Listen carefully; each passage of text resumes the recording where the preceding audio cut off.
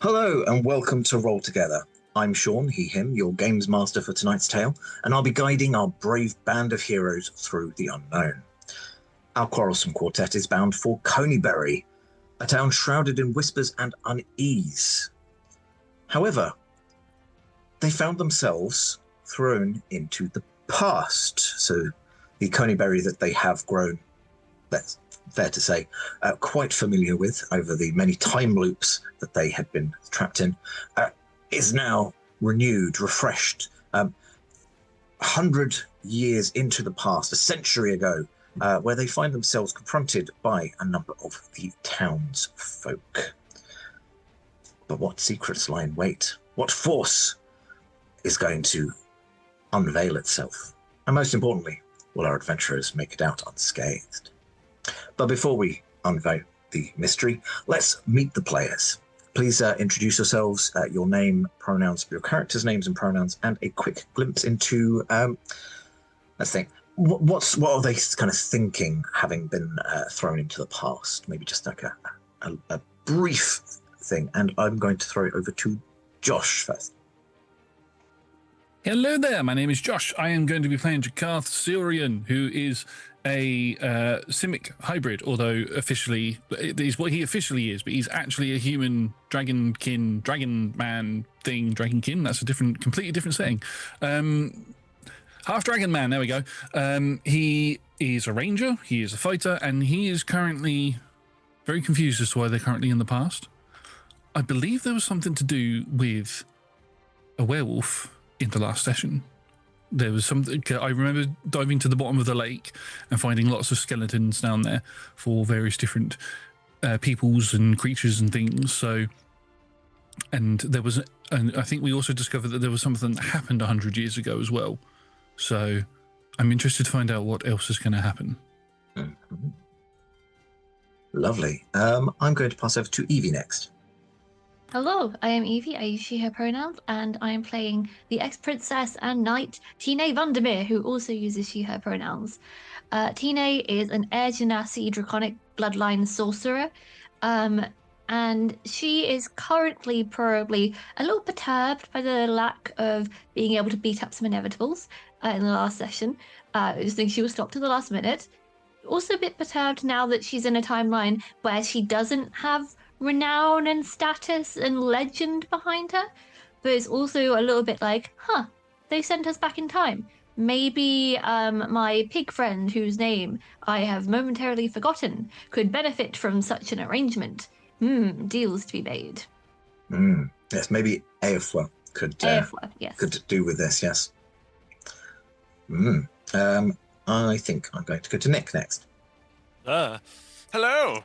My name is Nick, and I am playing Theodoric Barkan of the Barkan Troop of Travelling Merchants. Just Theo for short is fine. Both myself and him use he, him pronouns. Theo is human by all accounts, looks very human, is mostly very human. The very defining factor about him is he has one shining, gleaming white eye and one pit black dark eye, for he is a celestial warlock who has had a shadowy sorceress origin awoken within him, and is mostly just tired of all this back and forth and throwing around in different realms and time and loops and everything else. He's had a lot to do in the short time that he's been a warlock / sorcerer, and he's getting a bit fed up with it, and his very calm demeanor might start to slip. Lovely. And last but not least, of course, we have Talia. Hi, I'm Talia. I use she, her pronouns, and I am playing Faerun, who goes by he, they, the intra-multi-dimensional elf-shaped being who's... Faerun is confusing, but as a Fey Ranger undead warlock, this is fun. I love my job. This is normal. This is normal things that people do, right? Why are you confused? This is just a normal thing that normal people do, I think. So I do it. I've done. Something along those lines. This is fun. I love Lovely. It.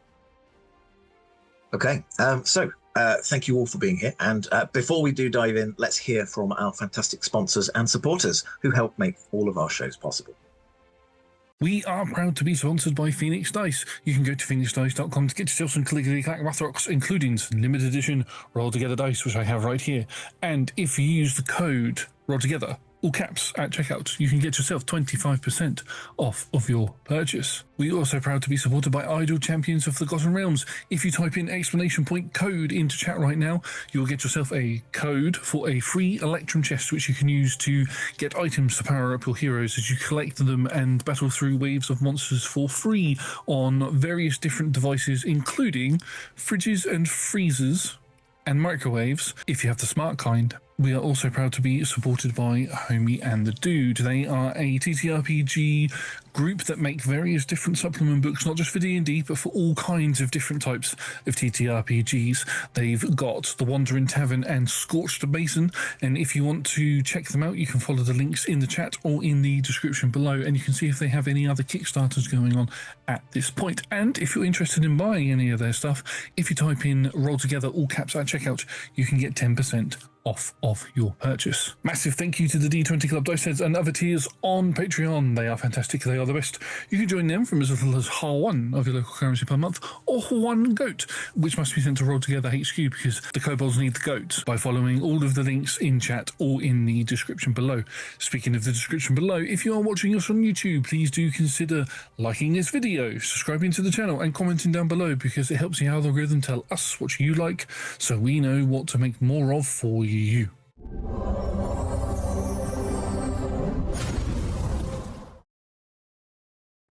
You find yourselves surrounded by a number of villagers. The conversation had kind of gone fairly friendly at first, as they were asking you who you were, but things took a bit of a turn as the town leader, the mayor,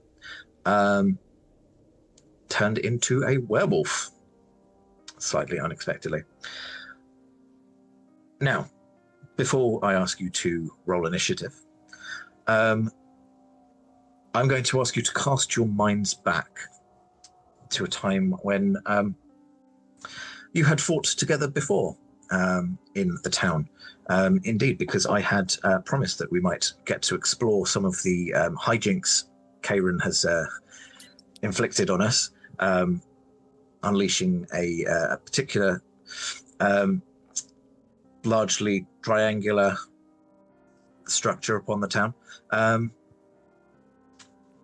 Yes, you remember kind of exploring that, and I think it would be remiss of me not to uphold my end of that promise and let you go back there. So yeah, cast your minds back. This is back to a particular time loop when, having discovered the pyramid emerging from the graveyard, you decided to head on in.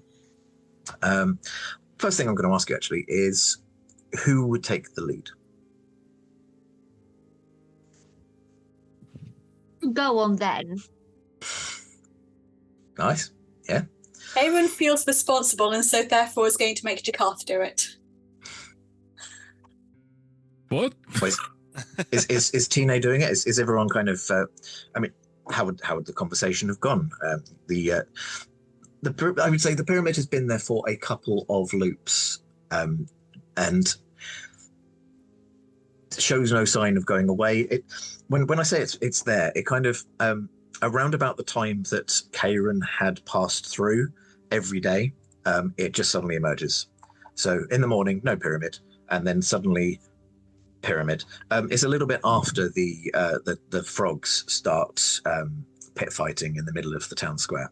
I think it's one of those moments where, as the frogs are sort of jumping around in the background, you've got Theo, Tine, and Jakarth all sort of stood in sort of a semicircle, and we're going, has anybody seen Faerun? I don't know where Faerun is. And then you just hear a rumble and just see the spike of the temple come out. You're like, over there, maybe? Just come on. I'm blaming Theo for all of it. Blaming Theo. Why me? You could have stopped me. Why am I the one that needs to stop you? Because you were there at the time. You don't remember it. You were there at the time. This is very confusing. Mm. You can't blame me for something I don't recall.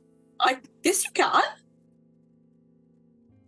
Tina appears to be walking towards it. I think you said you were going in first, didn't you? Oh yeah, I'm bored with this conversation. I'm just gonna go and kill a lich, I guess. Okay. I need a monster for fighting. I Okay. can help with that. Hold on, coming. I can take them. All right. I can help with that as well when you don't manage it, but that's fine. Wanna watch? So Tina's heading in first. Who is next? I'll go next. Jakarth. Followed by... I will drag Theo. Okay, so ostensibly Faerun, but very very swiftly followed by Theo. Yep. Okie dokie. Evie, as you head into the pyramid, the outside,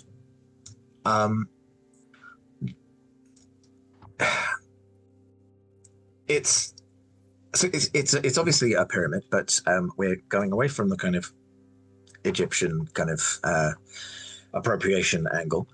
It's very constructed of very obviously local stone. So the stone constructing this pyramid is a kind of grey slate, much like the mountains of the area, but riddled here and there with veins of what would appear to be some sort of metal, which would make sense because of the proximity of these star metal hills. The other thing you notice is as you go inside, so the outside kind of very, like I say, grey but riddled with these like little slivers of almost like the colour of oil. When oil touches water and you get that kind of splay out of rainbow colours, it's kind of like just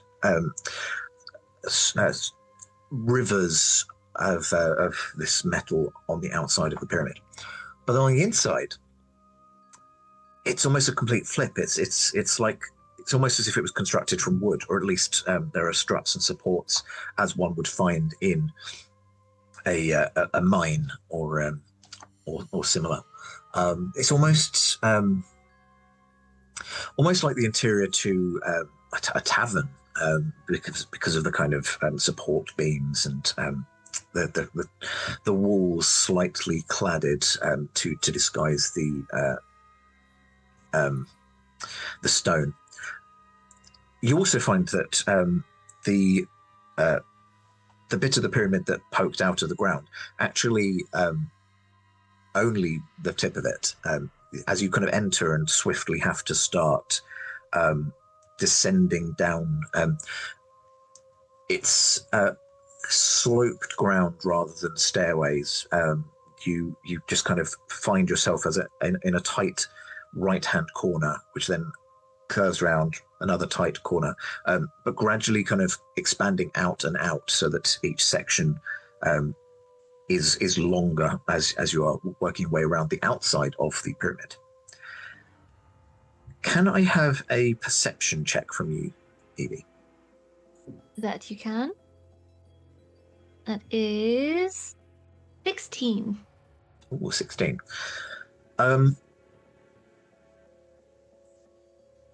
As you are going down, you find that the walls stop having... they're still that very kind of... wish I had more building knowledge. I'm gonna go with stucco, and I'm just going to stick with it. I'm stuck with it. It's that kind of plastered effect on the walls, but you find that it's kind of got drawings, almost like cave drawings. Thank you. Just these very kind of rudimentary images of people going about various different things, mostly fighting monsters. Just like a very basic stick figure drawing of a knight with, no hands on the ends of their arms, but just a sword somehow floating on the end of it, facing off against a very, again, rudimentary, like basic. Let's see, it's a 16. I think for a 16, you'd know, like a manticore. So kind of largely lion body, but with a human face. You can't tell if that's just the artistic impression or that's what the monster actually is supposed to look like. And then bat wings with a scorpion tail. This creature. And yeah, there's a couple of other different things. Yeah, largely just scattered on the walls. I do just pause there for a minute and just go, fascinating. It seems the people of the ancient, even more ancient than I, past had swords on the ends of their hands. No hands, just sword. Imagine. Oof. Yes, imagining. Very, very likely. Yes. Unlikely, that's why it's surprising. Absolutely. Yeah, of course. The other thing they tend to have... Sorry, yes? Karen? I was going to ask, were they born like that, or did they all cut off their hands and then attach swords to their hands? Oh, this is the ancient past. I doubt they had the means of one-handedly attaching a sword to a stump. They probably didn't have antiseptic. What's antiseptic? Do we have antiseptic? I've got no idea. I'm just a princess. I think antiseptic was a healer. It was the one that developed lesser restoration. Yeah. Yep. Antiseptic. Mm-hmm. Good old auntie. Oh.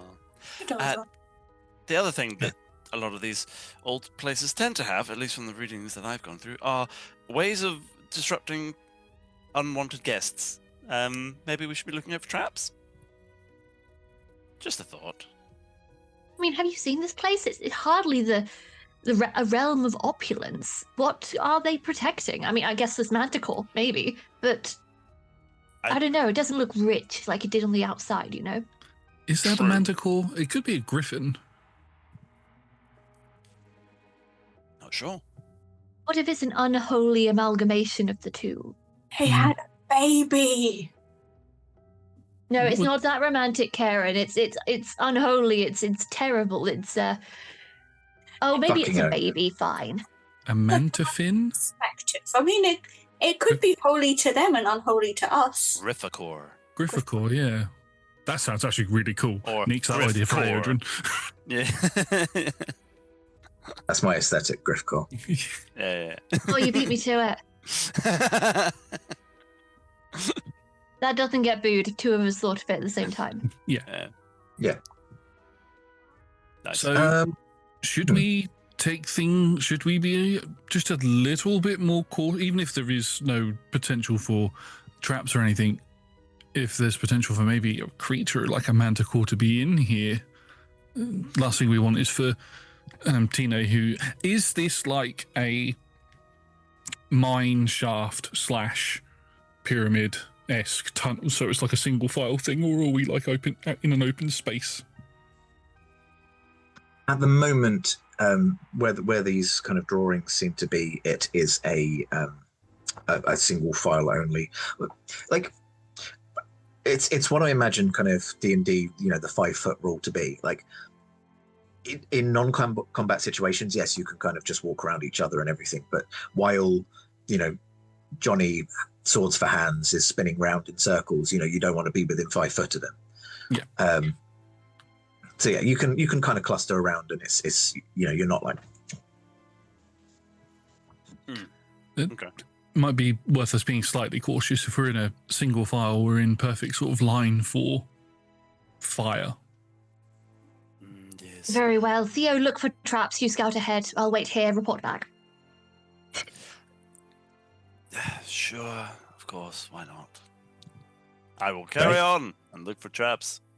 Give me an investigation roll, please, Theo. I would love to. Thank you very much. Love to. I'm using new dice for this, everybody. Just thought you'd all like to know. Terrible dice! No, they're not. 12. Performance anxiety, that's all it was. Yeah. 12. Okay. 12. Yeah, you don't find any traps. Cool. Ah, God, it's burning! No, it's fine. Nothing down here. We're all good. Yeah. Come along. Everything's fine. I am going to start keeping a sense out for anything undead. Relatively passively, and then at some point I will do some primeval awareness. I'll only get a mile because I'm not in my favourite terrain. I don't think I can count the inside of a pyramid as technically we're in the forest. I mean, it was in the graveyard, which is on the outskirts of the forest, and I think you said you had to be like a mile within it, didn't you? I can, if I'm even on the edge of it, it's still in it. But within my favourite terrain, I've got 6 miles. Outside of it, I've just got a mile. Okay. I mean, my knowledge of distances is terrible anyway. Trying to... The description on Bag of Beans says it's like 60-foot base, which, still is very... I don't know, that feels tight to me. So I'm flaunting for the recall. Okay, so you are looking out for undeads. Is it a roll or you just know? I just know. Oh. You just know that there is a... do you get to know the types or just that there is? I get to know if it's one of a number of things. Mm-hmm. I just could find the... But then I think outside of that, I don't get like, I know it's in this vicinity, maybe this general direction, but not location or how many. Just, yes, something is pinging. Okay. So not numbers, not names, not addresses. No. Cool. Yes, something's pinging. Or there is a thing which is not alive but is sentient in here.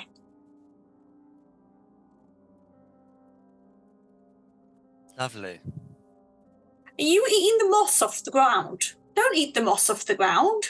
Who, me? Yeah. No, I'm eating the hilariously named blue balls. Oh. They're blue. I eat some of the moss off the ground. That's not blue.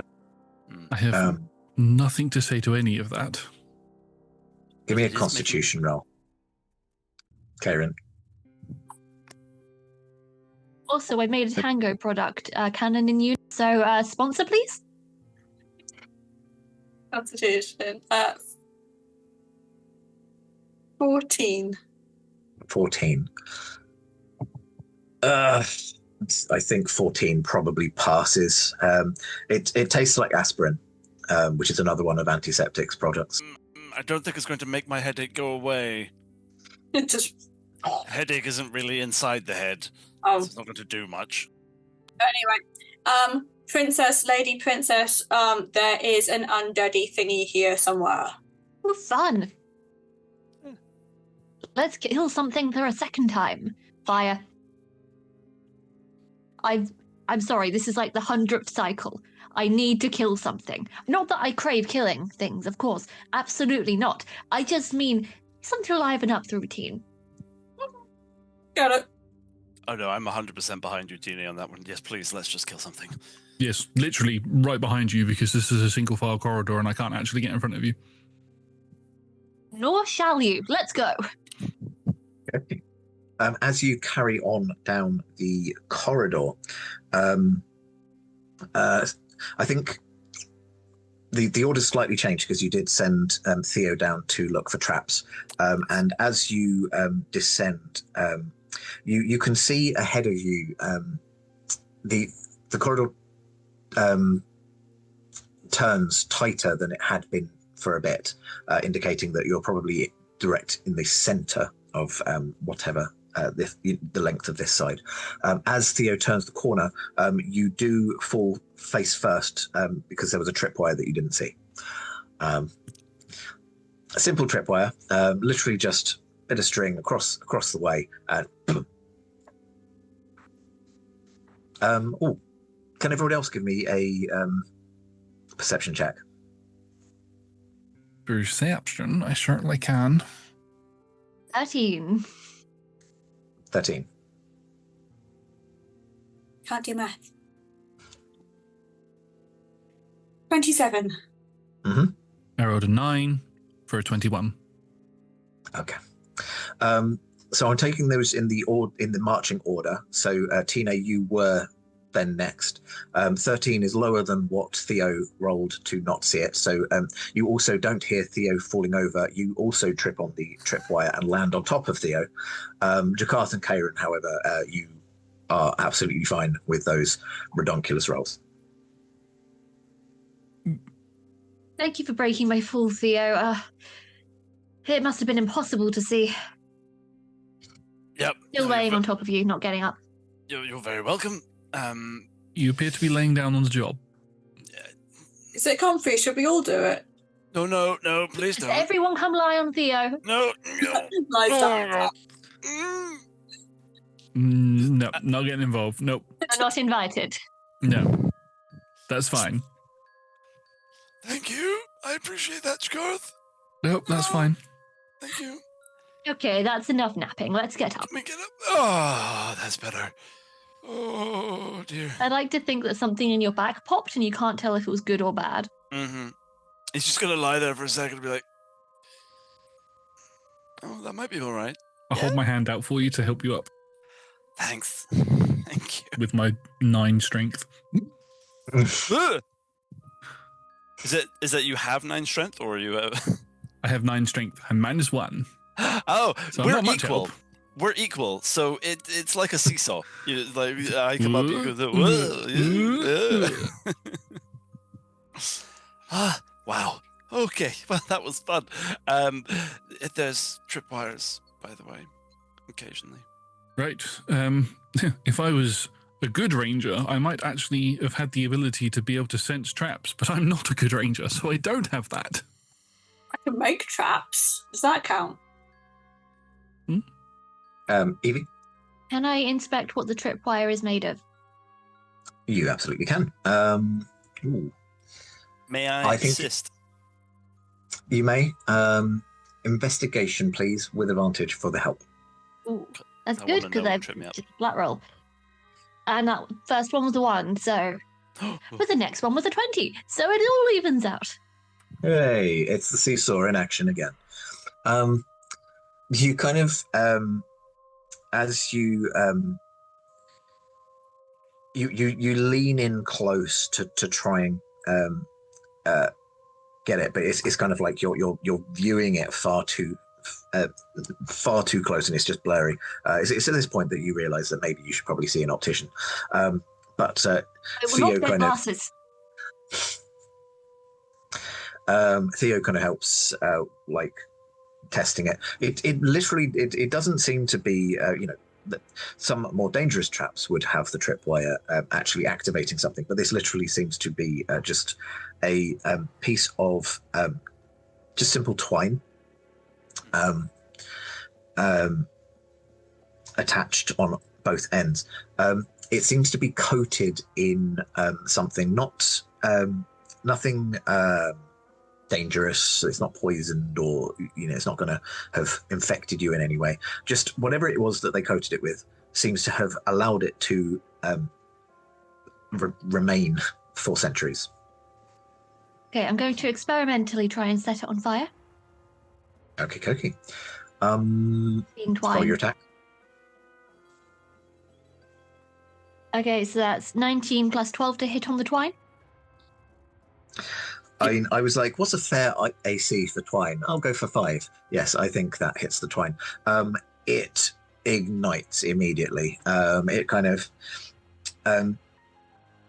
it doesn't even really have time to like snap or crackle or even pop. It literally just the fire spreads along it. Whatever it was, this coating also seems to have made it much more susceptible to fire, and it just the whole thing, almost cartoon-like, like when like it just leaves charred, like a black bridge in its place, which then just crumbles into little individual sections. Cool. So down the corridor, I'm going to systematically launch firebolts, which have a range of 120 feet, to try and ignite any other tripwires that may be waiting for us. Well, as you kind of got up off of Theo and inspected, as you turn around, you do find that actually this section of the corridor has widened out vastly. You are now looking at a large chamber, in the middle of which is a large crate. Mubble? Looks to be made of wood. Great. Fireball it is. Okie dokie. I'm going to count that as a surprise round. Can everybody please roll me initiative? Oh. So yes, please roll me the attack. Okay. So that is... No, why am I scrolling up? I need to go there. Okay. Sorry, it's been a minute since I've looked at a sheet. 19 plus 12, I assume, hits. Bloody hell again. Yes, what's that? 31? 31. Yes. Let me just double check. Yes, it hits. Sweet. And because this was it's a crate, I probably only did it at 3rd level, so that will be 8d6. Okay. Why do I only have 2 out? Well, give me a minute, folks. 4, 5, 6. I'm 7, just 8, 9, 10, 11, 12, I'm 13, really 14, looking forward 15, to this, because this could be hilarious, 18, considering how we 20, jumped 21, into this 22. flashback. 23, 24, 25, 26, 27, 28, 29. Hang on. 29, hold that in your heads, everyone. 29. There's a special thing. 29 plus 5 for 34. 34 all flame. All fire damage, yes. And I get to roll my elemental shard. Nice. Thing. That's 4. 1, 2, 3, 4. That is water. What happens? Okay. Everyone's getting a nice little wash because a wave washes out from me. Technically, you take cold damage. You may, I don't know, Sean, if you wish, but if not, everyone's just a bit chilly and wet. I mean, honestly, I think this is probably the only way that any of you are going to take damage in this combat. So, yeah, roll with the damage, please. Okay, there's 2d6 cold damage for 10. We get the 9 temp hit points from Theo, don't we? Yep. I lost 1 hit point. Yep. Cool. Could everybody please roll me initiative? Oh, and you have to roll a strength saving throw. I'm so sorry. Oh. This is going to be different. I feel like this was planned. Right. I think that my accidentally had caps lock on, apparently. My role is justified given what's just happened. Well, at least you need to get 20. You need to get 20. You need to get 20. That's the DC. Yeah, that's not going to happen. I rolled a Okay. 23 on the strength saving throw and 21 for initiative when you want that. Sorry. Half you pass. The other 2, I'm sorry to tell you, you're pushed 10 feet away from me and knocked prone. Fine. Well, am I in front of you? So does that mean I get pushed forward into the room 10 feet and then not prone? We're still doing the yo-yo thing, and just as you get up, you get knocked back down again. Yeah. Yeah, 13 on initiative, Sean, sorry. 13. Yes. Great. Nick, what did you get? 15. And Karen? 10. 10. Yeah. Roll double digits. That's the main thing. No, right?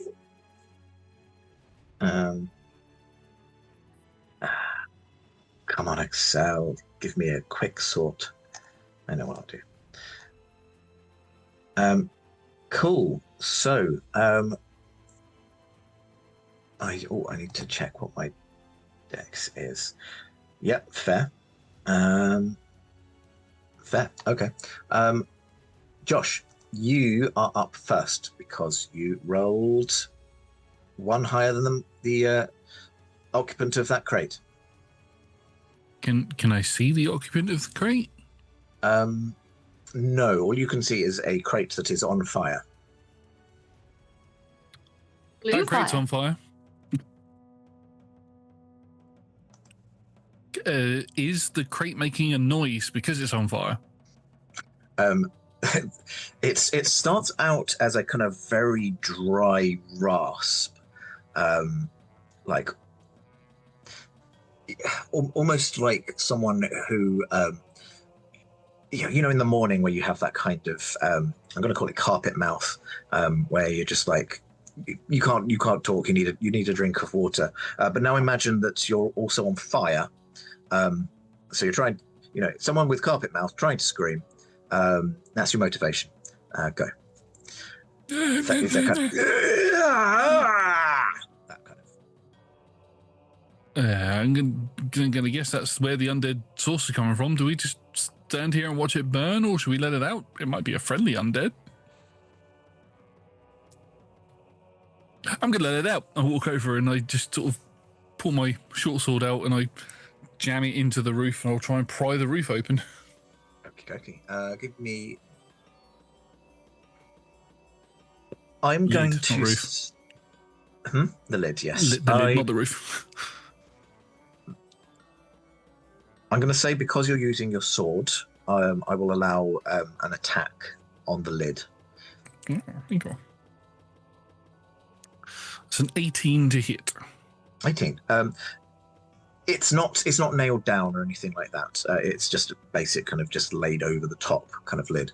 So yes, you managed to shift the lid, and inside the burning crate there is in fact a burning person who appears to be bedecked in a variety of wrapped clothing.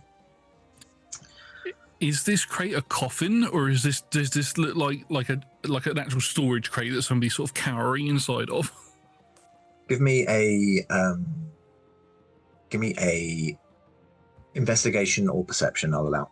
I'll do perception. Mm-hmm. That's a 17.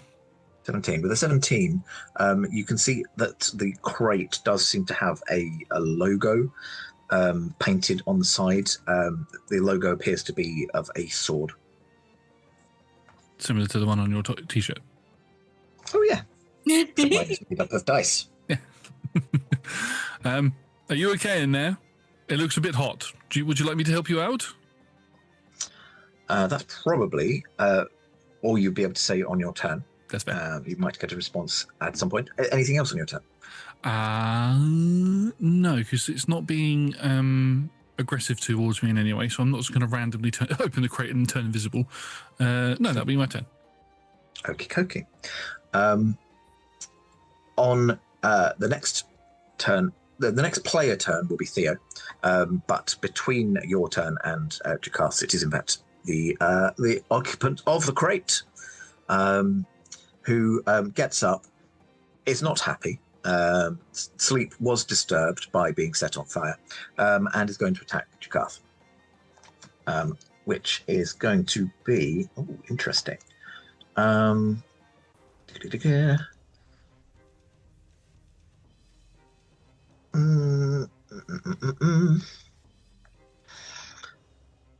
This is a big character sheet with lots of things to do.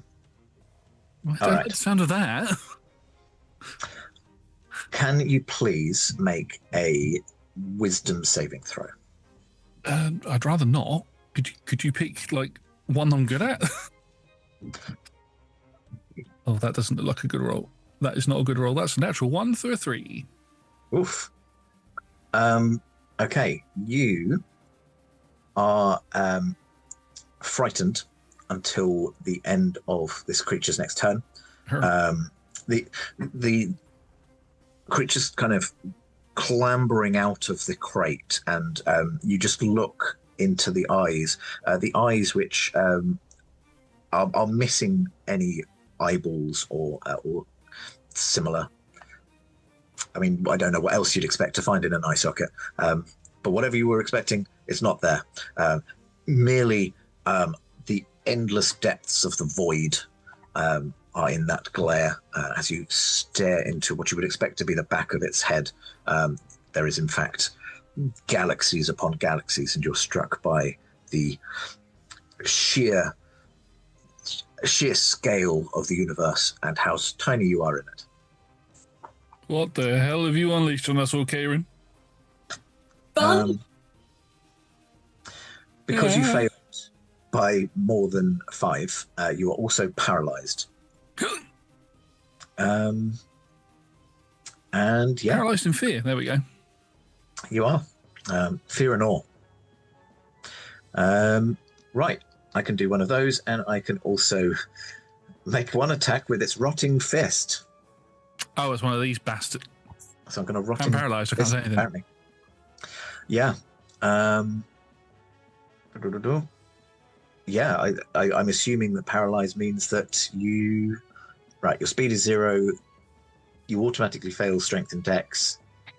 Attack rolls against you have advantage. That's what I was looking for.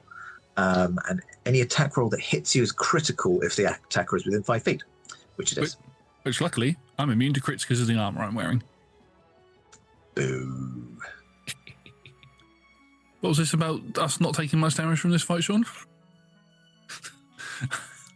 I mean, I've got to still hit you while rolling as me. So let's see what happens. I'll let you in on a little secret. There's a reason Jakarth is ranged. I'm very easy to hit. That is a 28. No, that misses, sorry. Yes, no, that very much hits. That may be 6s. That's 11 points so over what my AC actually is. It's a crit, but it's flattened because of your armor, yeah? Yours. Hokey cokey. So that is 11 points of bludgeoning damage. Plus. That doesn't seem so bad. I don't like the plus part. 24 points of necrotic damage. Wow, I'm in double digits. And I'm going to need you to make a Constitution saving throw, which is not. Pick a saving throw I'm good at. What ones are you good at? Dex, that's it. Dex. Okay, I will avoid Dex. 14. 14. Yeah, still not going to be any good, I don't think. For me, or you're for cursed you? with mummy rot. Oh, fuck. You can't regain hit points. Your hit point maximum decreases by 3d6 for every 24 hours that elapse. Well, it's lucky you're in a less than 24-hour time loop, isn't it? Yeah, but is he going to last past then? I froze and I just go, I've got some mummy issues. I'm holding up a boo card metaphorically, but I feel like you can feel the scorn. Oh, yeah, I can feel it. I'm like, that's not going to make it into your next book, is it? Oh, everything's going in the book. Oh, crap. Cool. That you will be glad to know is everything that I can do in terms of attacks. He is, however, going to obey. I don't know, actually. Haven't checked. Oh, that's interesting.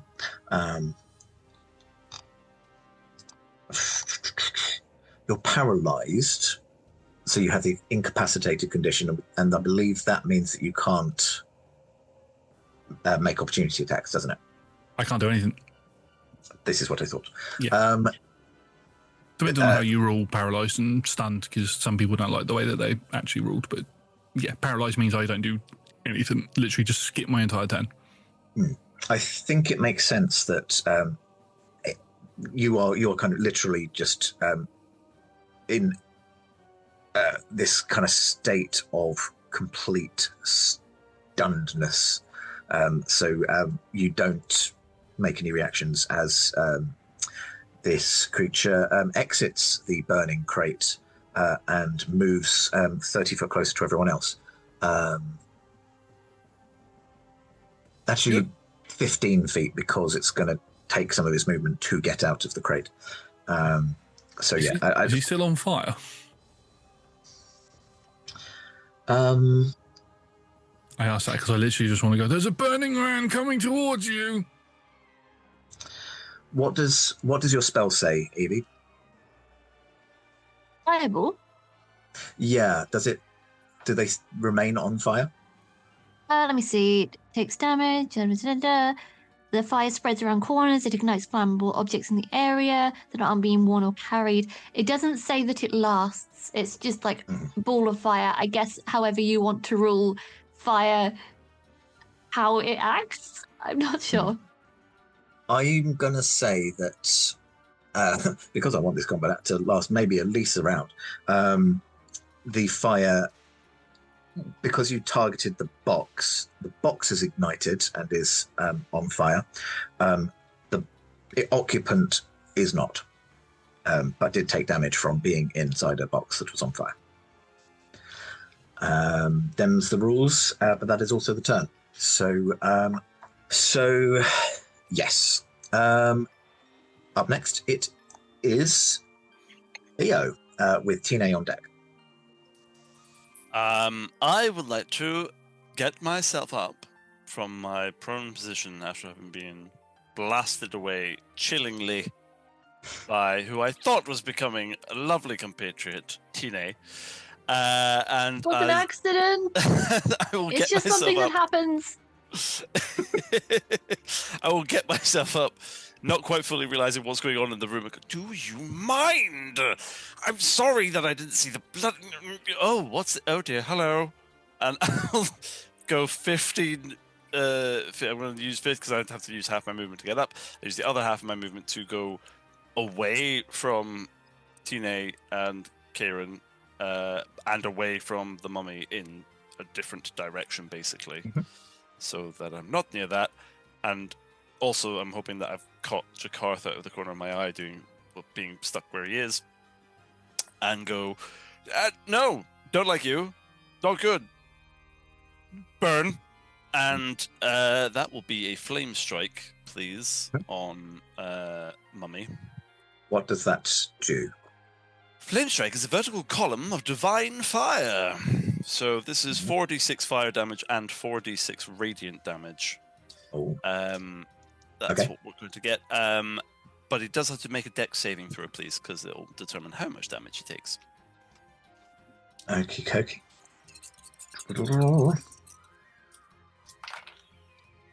That is an 11. That is not enough, because I am a 17. So this is going to be, I've done the fire first, which is 11, 15, 16, 17. However, I've also noticed that I don't have a 30-foot speed, which I'd taken for granted. So he's only he's 20 foot away from you because he only had 20 foot to move. oh, okay. Is he far enough away? Yeah, because this would have been, this is a 10-foot radius. How close is he to Jakarth? Because I didn't want to hit Jakarth with this. Oh, he's so he is only 20. There is a cat and all. He's only 10 foot away from Jakarth, but you don't have to literally hit him. You could in front of him, and it's. I will have done that, please, so as not to burn a paralyzed Jakarth. And I'm just double checking because one of my feats is that I am very, very happy about fire. It is energy mastery of fire. I didn't roll any ones, so that's fine. If he is resistant to fire, he's not resistant to my fire. He's very much not resistant to fire. Cool. So that was whatever I said that was, which was 6 and 5 and 11 and 4 and 15, 16. That was 17 points of fire damage. Mm-hmm. And now for the radiant, which is nowhere near as much. That's 1, 2, 3, 4, 5, 6, 7, 8 points of radiant. And I'm going to add... I have something that I can add to that, and I've forgotten what it is. And I can't see it right now, so we're probably just going to have to say, for now, that it's just 8 points of radiant damage, because I can't find the thing that it is. Okay. That's... So it's 17 fire plus how much radiant? 8 radiant. 8. Cool. As I effectively, I have a wand, and I fling the wand out and cast down there's like a rumble, and there's a radiant beam, which is burning very happily, down onto this 10-foot radius sphere on top of the guy, and then it'll kind of collapse down on top of him from there. And I've moved, and that's everything, but I've noticed that Jakarth is sitting still, so I'm also just going to very quickly sort of flick my eyes over to him, and as a bonus action, I will do, because I don't know what's happened to him, and I also don't know if this will work, but I'm doing Healing Light, which is means I'm going to attempt to heal him using my celestial powers, but I don't know if he can be healed from what was previously mentioned. But also, Theo doesn't know this, so Theo's doing it because he wants to try and help Jakarth. He attempts to give Jakarth 13 points, 13 hit points. Thank you. That takes me back into triple digits. Lovely. And that's you'll notice that is very much like a stream of energy comes out of his golden gleaming eye and sends its way out to Jakarth and heals him a bit. Nice. Is that everything on your turn? That's everything on my turn. Okay, at the end of your turn, I'm going to take a legendary action. It also occurred to me that I should have done a lair action, but looking at my options, I'm not sure that there's any that are particularly... None of them are particularly useful for me, I don't think. It's all fine. Cool. At the end of your turn, the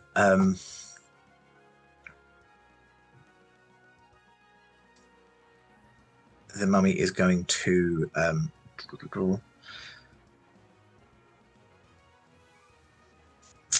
use blasphemous word.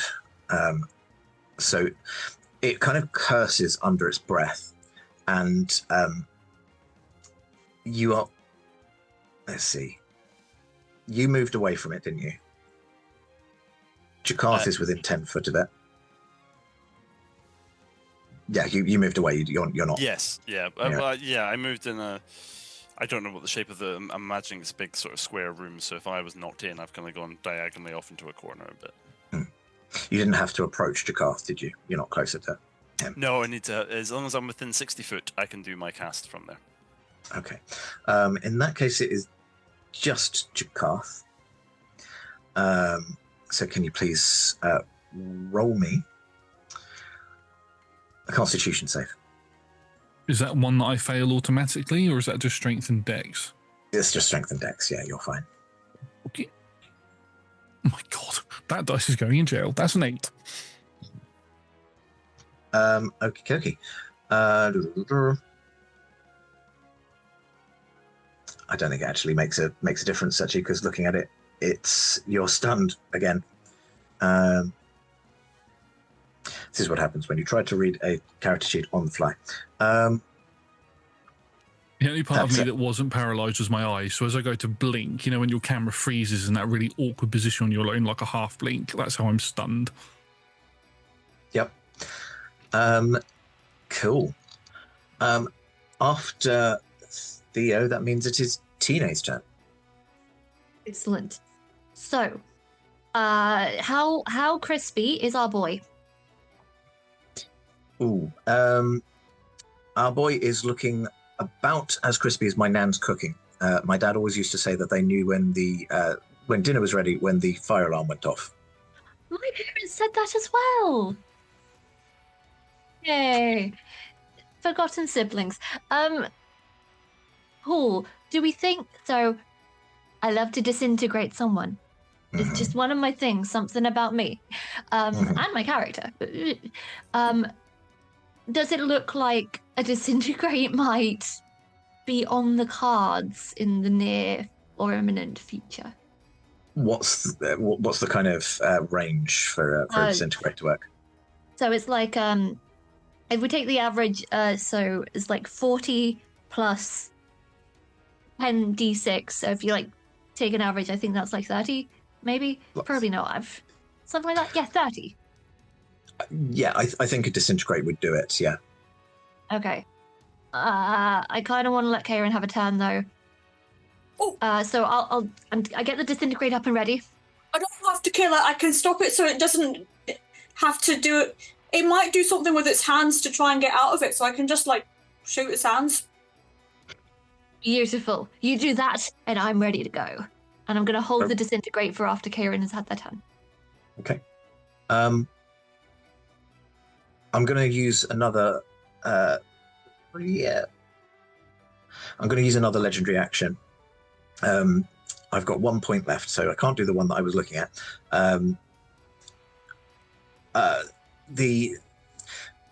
All of the dust and detritus of ages swirls around into a mini kind of sandstorm focused on the Mummy Lord.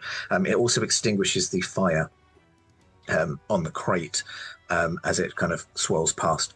None of you are within 5 feet of it, though, so none of you have to make a Constitution save. You'll be happy to hear, Josh. But it is slightly obscured. You can just kind of see the silhouette as the mummy's hands are out like that. But that's it. Karen, your turn. Awesome. Did that put me at a disadvantage at all? Or am I still good? I would say roll them separately. So roll one. And I'll judge. Okay. I was saying, because I can activate my burning gauntlet so I can like burn the sand away if it helps me, but I'd be doing that ahead of time, so I'm just making a judgment call here. Will it be at the cost of you doing anything damaging to it? No, it's just bonus action. I would probably activate it. Okay. Activate. I guess we're all doing fire now, so I'm just going to activate it. And again, I'm not aiming for. My fire is going to be used up in just burning the sand away. Right, and I'm just going to go into. Got 2 shots, 2 hands. Let's go for it. Cool. The first one is 25. 25 to hit. Yep. Okay. Roll me your second one. Let's see what happens. That one is I can do math. 28. Yeah, even a disadvantage you hit, so. Cool. You burn the kind of sand away. Shards of it kind of start to melt together like molten glass. And I am then also going to do Blessings of the Court. I've hit a creature with a weapon attack. I am not doing this for damage, but this is technically a psychic damage attack, and I am just going to be back in the back of this creature's head going, "Hi, you had a good sleep? Look at the pretty lady. She's going to kill you now." And that's okay. Psychic thought damage rather than actual damage. Cool. And how much did you do otherwise, or was it all just kind of? I have specifically not given any damage rolls because that's not what I'm doing. I am just here to make a nice juicy target. Absolutely. Well, that is what you have done, and Tina, the conditions of your held action have occurred, so disintegrate away. Can it please make me a dex save? I imagine it can. Is it advantage because I am pinning it to something with my arrows? It will be very ironic if it turns out to be real dexy, because then...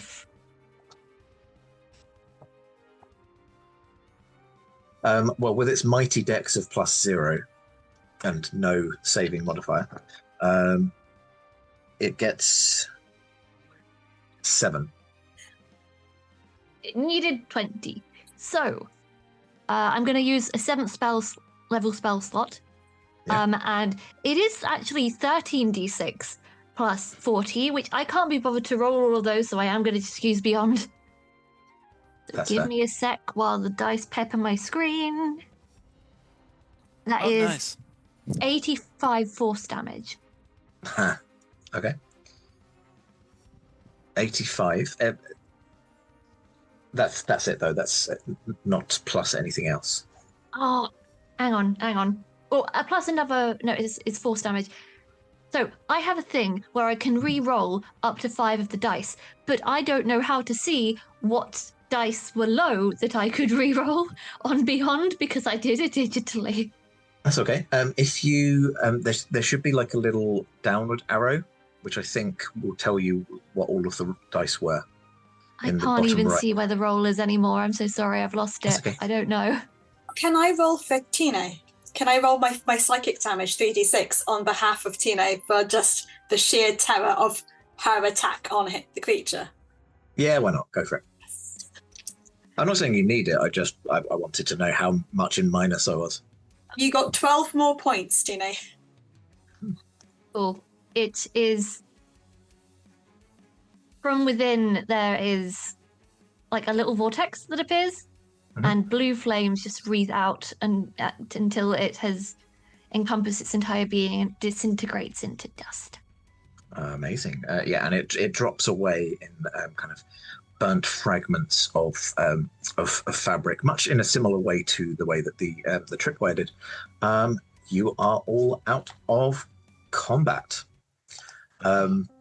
except for Jakarth, who was waiting for the end of the mummy's turn to unfreeze, and the mummy's now not going to get a turn, which technically means you're frozen forever. So, I will cast Greater Restoration. damn. Yeah, that's fair. Would have reset at the next sunrise. If he is like stuck there though, actually, yeah, Theo would go all the way over and be like, don't worry, got you, I will save you. And even if it times out beforehand, he'll think he's saved him. And I'll just go and just spit out all of the mummy dust that got blown into my face from the disintegration. Yeah. Oh, you're frozen with your mouth open. Yeah. It's stuck on my tongue. That was fun. Can we do it again tomorrow? No, really not. Aww. If we can, Okay, somebody you don't else have to- can open it. Wait, you know what's in there now, so don't go back and do that. True. No, Sorry, also, Tina. it knows that you'll be coming. Yes. Sorry, Tina, I cut you off. What did you say? I was going to say that you didn't have to come with us. But also, did you try to free it at the beginning of that combat? Well, I didn't know if it was... Like I said, you don't know if these... if it was a reborn or not. I didn't want to leave it to burn, and then it turned out it was a friend. I mean, we're in a pretty evil-looking pyramid right now. Nothing good comes out of a pyramid. But that's making assumptions. It could be a nice pyramid. I made it. I don't think it's a nice one. See? Even this one is saying so. But you say that. The two of you tripped over a tripwire earlier, and it didn't do anything. If it was an evil place, you probably would have been disintegrated yourselves. I think you're mixing up evilness and intelligence. Are they not one and the same? No, dear. I met a really, really evil walrus once. Just the worst. I really don't know how to take that. Who wants a drink? I do. I've still got mummy dust in my mouth. Yeah. Pub? The crate is no longer on fire. It is covered with like little banks of dust. If anybody would like to investigate it, I would love to, please. I want to know if there are things in here. That feels like a hint. I will as well, being as, I let the thing out. sure. Either both give me investigation rolls, or one of you can help the other. I would like to help Theo. Oh, thank you very much. Roll with advantage. I mean, that's pretty good already, but let's see if we can get better. No, we cannot. That's a terrible second roll. That's a 25. No, it's not 25. That's bad maths, Nick. Bad maths. 16 plus 7, 23. 23 is still a pretty dang decent roll. Yeah, so as you kind of look into this crate, it was quite a large crate. It was by no means a kind of tight coffin like shaped for the occupant, and there were kind of bundles of swords in one corner. You look at them though, and they are they're not good quality. They have not stood the test of time. In fact, that string looks like it would have cut the sword if you'd used it on one of them.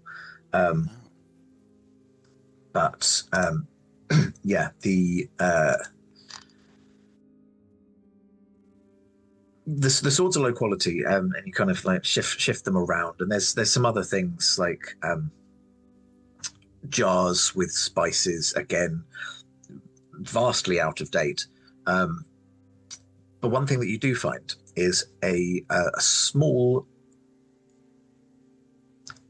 a little bit longer than wand sized, not quite a rod, not quite a wand, like somewhere in the middle, stick with like a horse head sculpted on the end out of wood.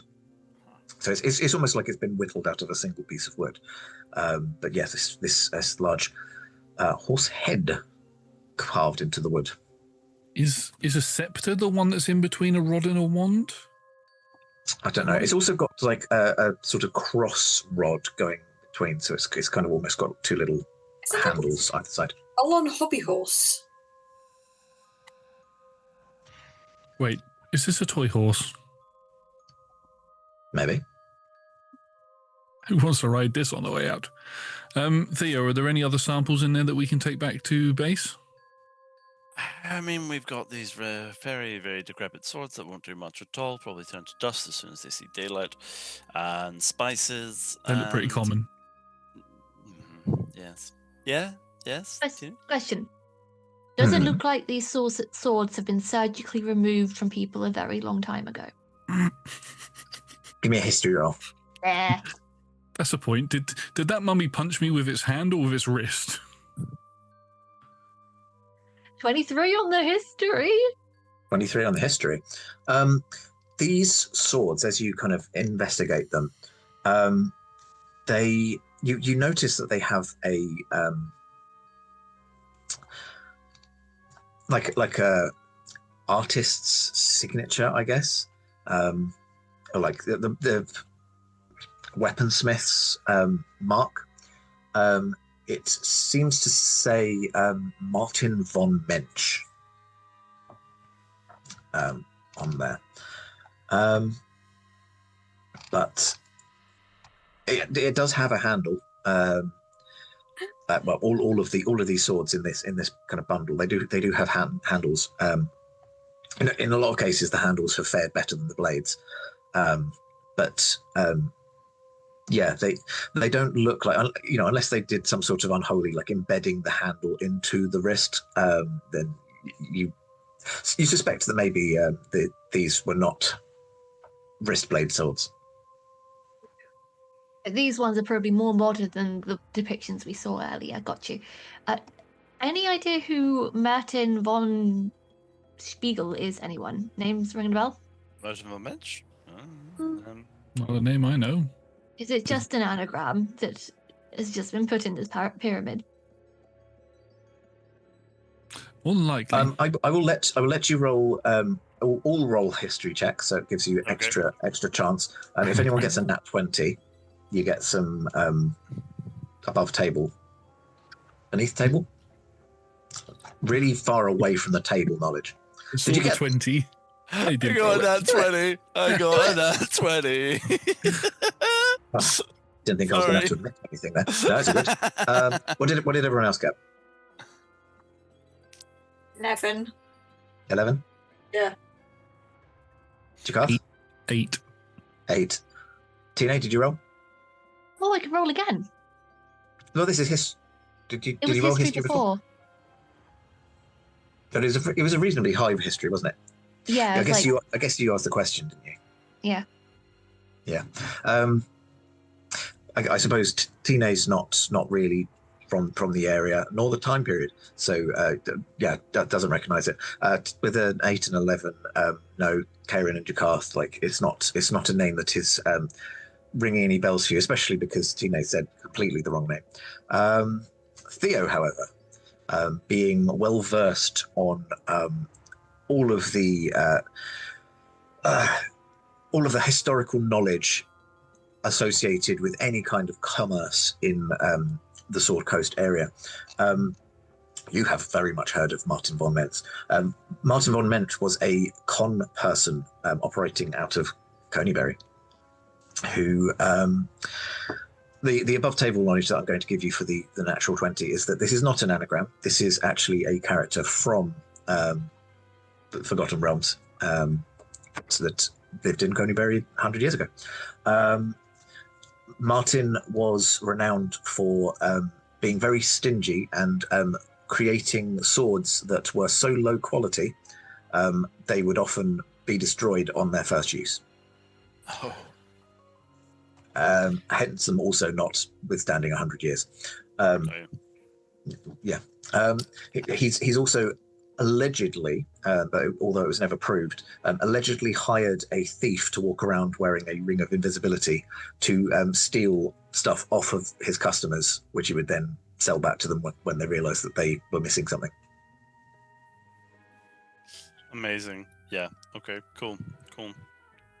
How many swords are in there that I uncovered? Roll me a d12. D12. Oh, lucky D12s. They're getting some use. It's very unlike them. 9. 9. Yeah, there are 9 in the bundle. Yeah, hearing the name and then realizing what's in there as well, just gonna go, ooh, okay, I think I see what happened here. And no wonder he was mad when we got out of the box, not only for being on fire, but he got conned. Oh dear. No. So do we think Evie. that the mummy in the box was conned by this person? Or is it the person who tried to do a blood sacrifice to make better swords? Or did the con man sell duff swords to a mummy who then got very angry? Could it be the mummy? That was the first option. Was it? Yes. Yes. I kind of think it's the latter, but choices. Could be any. All of them. All of the above. Martin conned himself in a time loop. Yeah, grandfather paradox. Well, should we take some of these common samples out and take them back up to base? These spices look more rare, and then we could take. Well, then we can't leave without an ultra rare, and it needs to be a purple color. Otherwise, I'm not happy. That's the color of the horse, right? The horse is purple. Perfect. Yeah. Speaking of the horse, you do start hearing a neigh because while all of you have been doing this, I have been casting Phantom Steed on the hobby horse. Does it work on magic items? What's a magic Just item? let me have this. You can cast Phantom Steed. It says Are you rolling? Go on.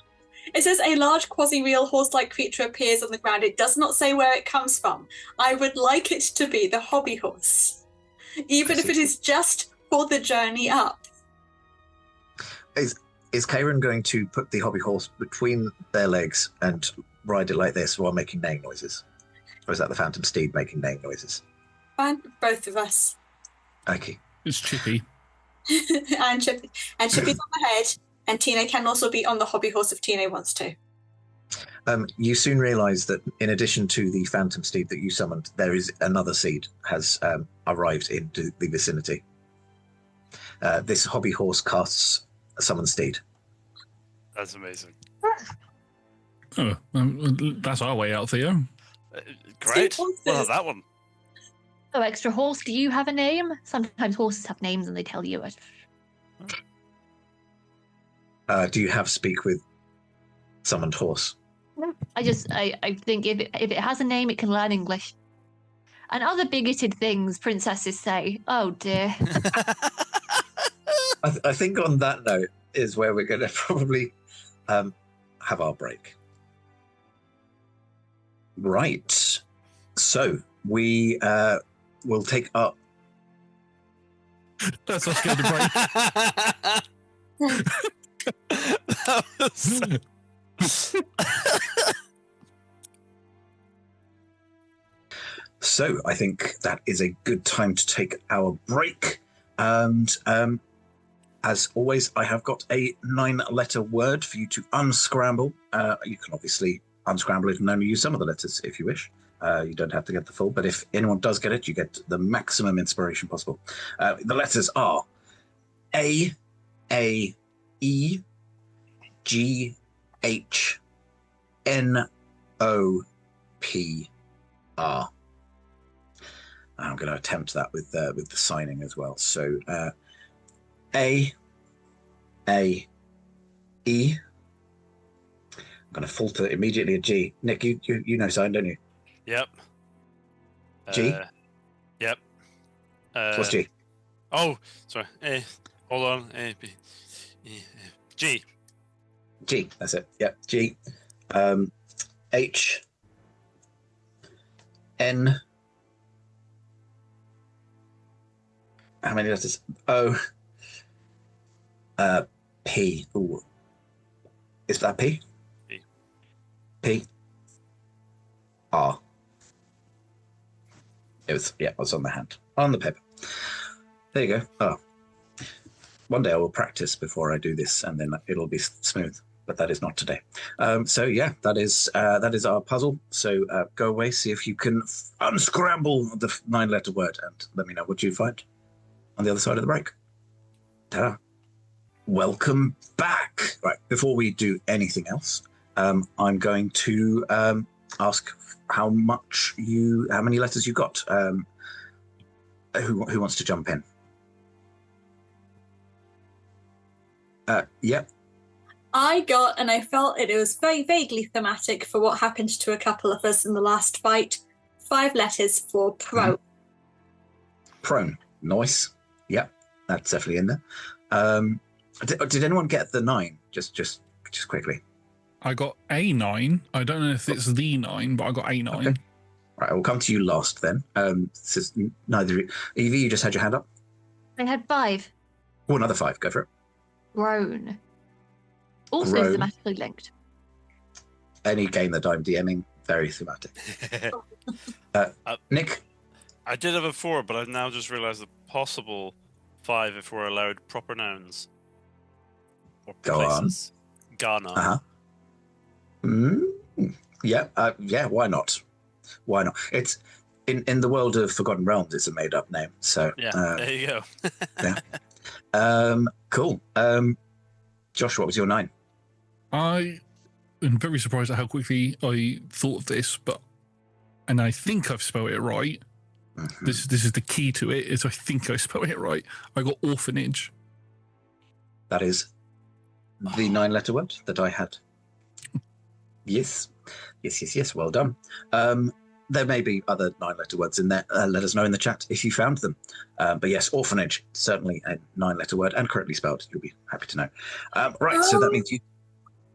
It's the map. I was trying to work out what the link was, because there's always a link to something. And I couldn't...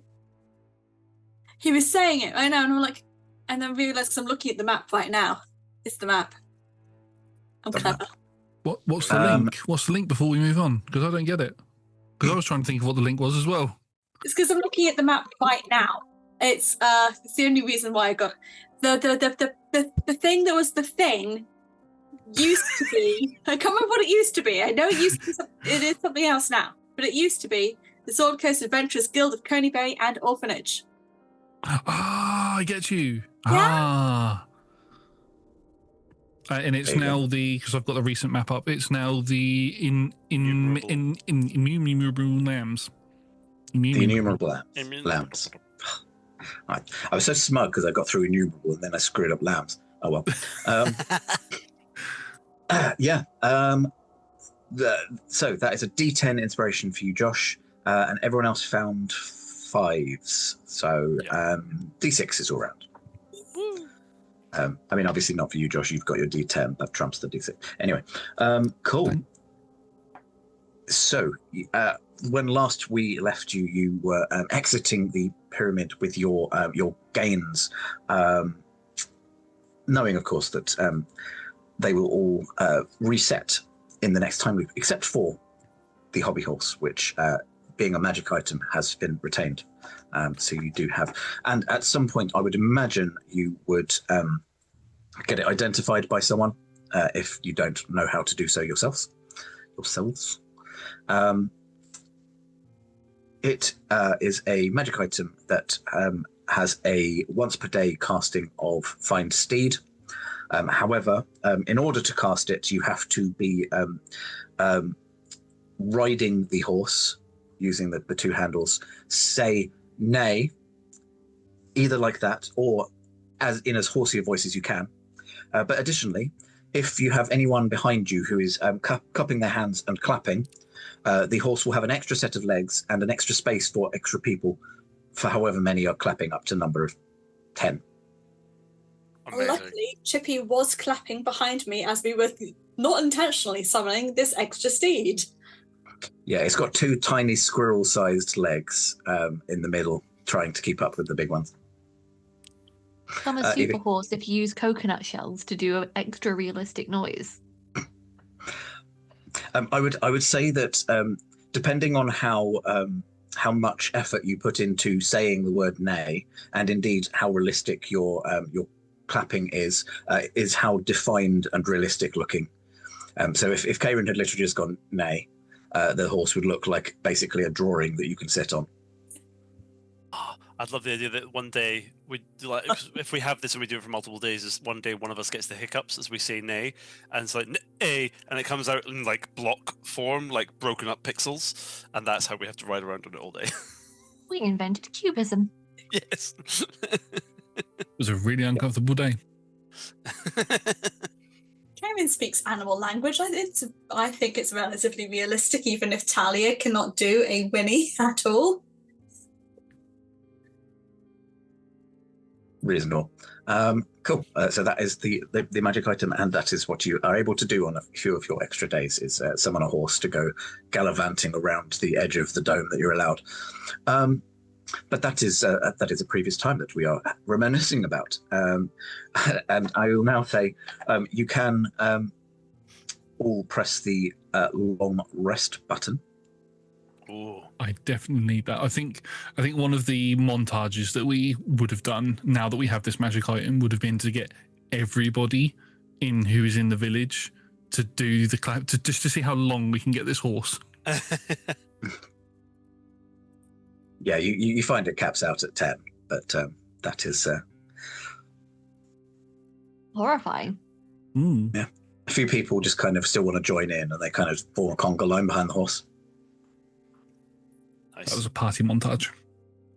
Love that. But now we go back into the seriousness of you facing off against werewolves. As you reminisce on the one of the few times that you actually managed to initiate a combat while in this time loop. I'm going to ask you to roll initiative again. I will remind everybody, if you just reset yourself from a long rest, you'll have 9 hit points. Temporary. Because of I'm there. Yay! No chance for any actions before they start attacking us? No, okay. That's more like my initiative rolls. There we go. It's been a hot minute since we recorded that conversation, so I'm not sure. I think you were all a little bit too stunned at finding yourself in the past to maybe have planned anything too much. So I'm going to say no surprise around this time. Ooh, I just want to get one of my bonus actions out of the way. Nice. Nice. Cool. So I'm gonna go in previous initiative order. So Jakarth, what did Jakarth get? I got a 14. 1-4, lovely. Me, what did me get? Oh well, me got a number. And up next is Theo. What did Theo get? 9. Okay.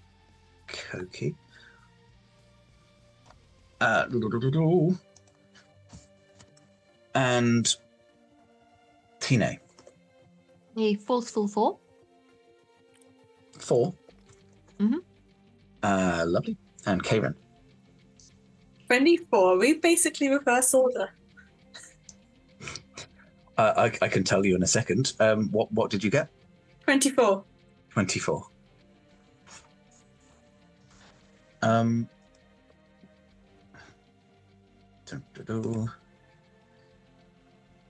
Not quite. So it now runs Karen, Jakarth, who was top of the round, Theo and Tino, who were that way round anyway. So all that's actually happened is that Karen has jumped to the top of the order. Because literally even the enemies are in the same spot. No. Don't know why we bothered to roll the dice sometimes. Right, but yes. So you watch as you stop reminiscing. Time stops behaving weirdly around you all as it seemed to, and you drop out of this group hallucination where you reminisce of the lovely times in the pyramid for no reason at all. And Karen, you are up first as you watch the town mayor morphing into a very large, I'm going to use the term alpha wolf, even though I hate using the term alpha anymore. And did I say 3 or did I say 4? 4 other townsfolk, including one of the guards, turn into werewolves as well. Fine. I guess I had already been trying to start this early, so I guess it works going first. If he's transforming, so do I. I want to go into my full form of dread from that. So he's starting to go and turn into this scary-looking werewolf, and it starts going like a full photo negative finish. So the bow goes into dead mushroomy kind of broken.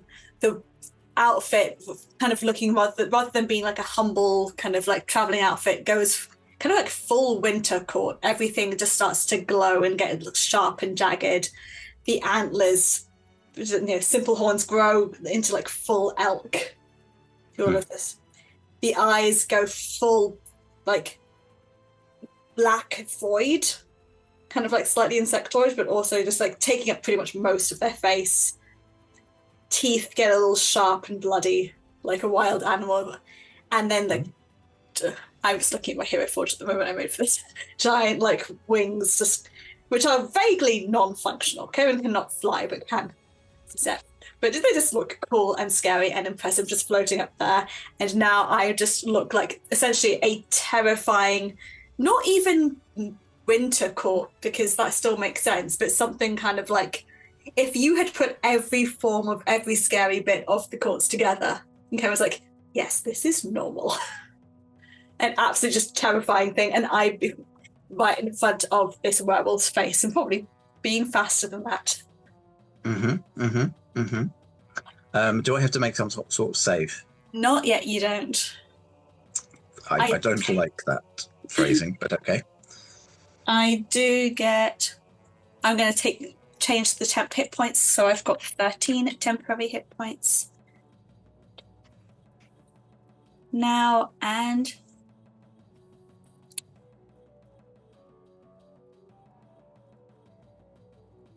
saying, hi. Was this a competition? I think I win. Okay. And maybe Misty Step's a bonus action. Can I do a second one and just bounce away, please? Yes. Yeah. Is your form of dread a bonus already? Yeah. Actually, no. I'm not going to do that. I'm just going to stab him. I can. It's right in front of me. Okay. I mean, just for the record, I generally think bonus actions. If you want to spend your action doing it, as long as it's not ridiculous, I'm generally cool with that. That's fine. I feel probably close enough that I need to stab rather than shoot. Fair enough. I'm asking you. You're the one with the map logistics in your head. it was a fairly kind of close-in conversation. I think that they probably thought that they had the drop on you by sneaking up and then transforming. Okay. I stab him. It's 29. To hit. Yes. That'll hit. Roll me your damage. Fantastic. I'm going to take... Okay, that is 7 points of piercing damage. I'm using a spell slot for... Shmish. I can't call Blessings of the Court for psychic damage on top of that. Make 10 points of psychic damage. And then I would like him, once I find it again, to make a wisdom saving throw for me. But it's just the 7 and 10 points of damage, yeah? Yes. Wisdom save. Wisdom saving throw. Just flat? Doesn't cause me anything? Just... It causes something afterwards. Oh, that was a crit. Success, I'm afraid. So, 23, that was. That is fine. Oh, I got that math wrong. No, I haven't. Okay. Fine. That is fine. He takes it, but I have caused him some stabbing and psychic damage. I have like 3 different things which can cause someone to be frightened, and I have to look at all of them just to work out what's going on. Maybe, is that the end of your turn? That's the end of my turn. If I can set you some homework for your next turn, Yes. just let me know whether once he's passed a saving throw for being frightened, whether... No, it's not something that is I pass it and then I'm immune. It's something that just can occur when I do things. Oh, good then. Great. Completed your homework early. Well done. I did. If that's everything on your turn, Yes. Jakarth is up next, and Theo will be on deck. I don't know, I keep forgetting to say that, but after other things. I can say you know what they are. Werewolves. But Josh. Question. Yes. 'Cause it's been a little while since we did the last session. There was something to do with the werewolves here. Were we supposed to... I can't remember the discussion we had, and this is a question for everybody, not just Sean. Were we looking to try and save the werewolves now, or were we looking to kill the werewolves because they weren't killed before? I cannot remember for the life of me, and it's bugging the hell out of me. I can't recall, although I remember you found bones, which would imply they had already been dead. But I found the bone... Did I find the bones in the past or in the present? In the I found them present. In the present. You found them in the present, and the bones, werewolves revert back into their original form, so you wouldn't have found, like, werewolf bones. However, you did find some wolf bones. Right, okay.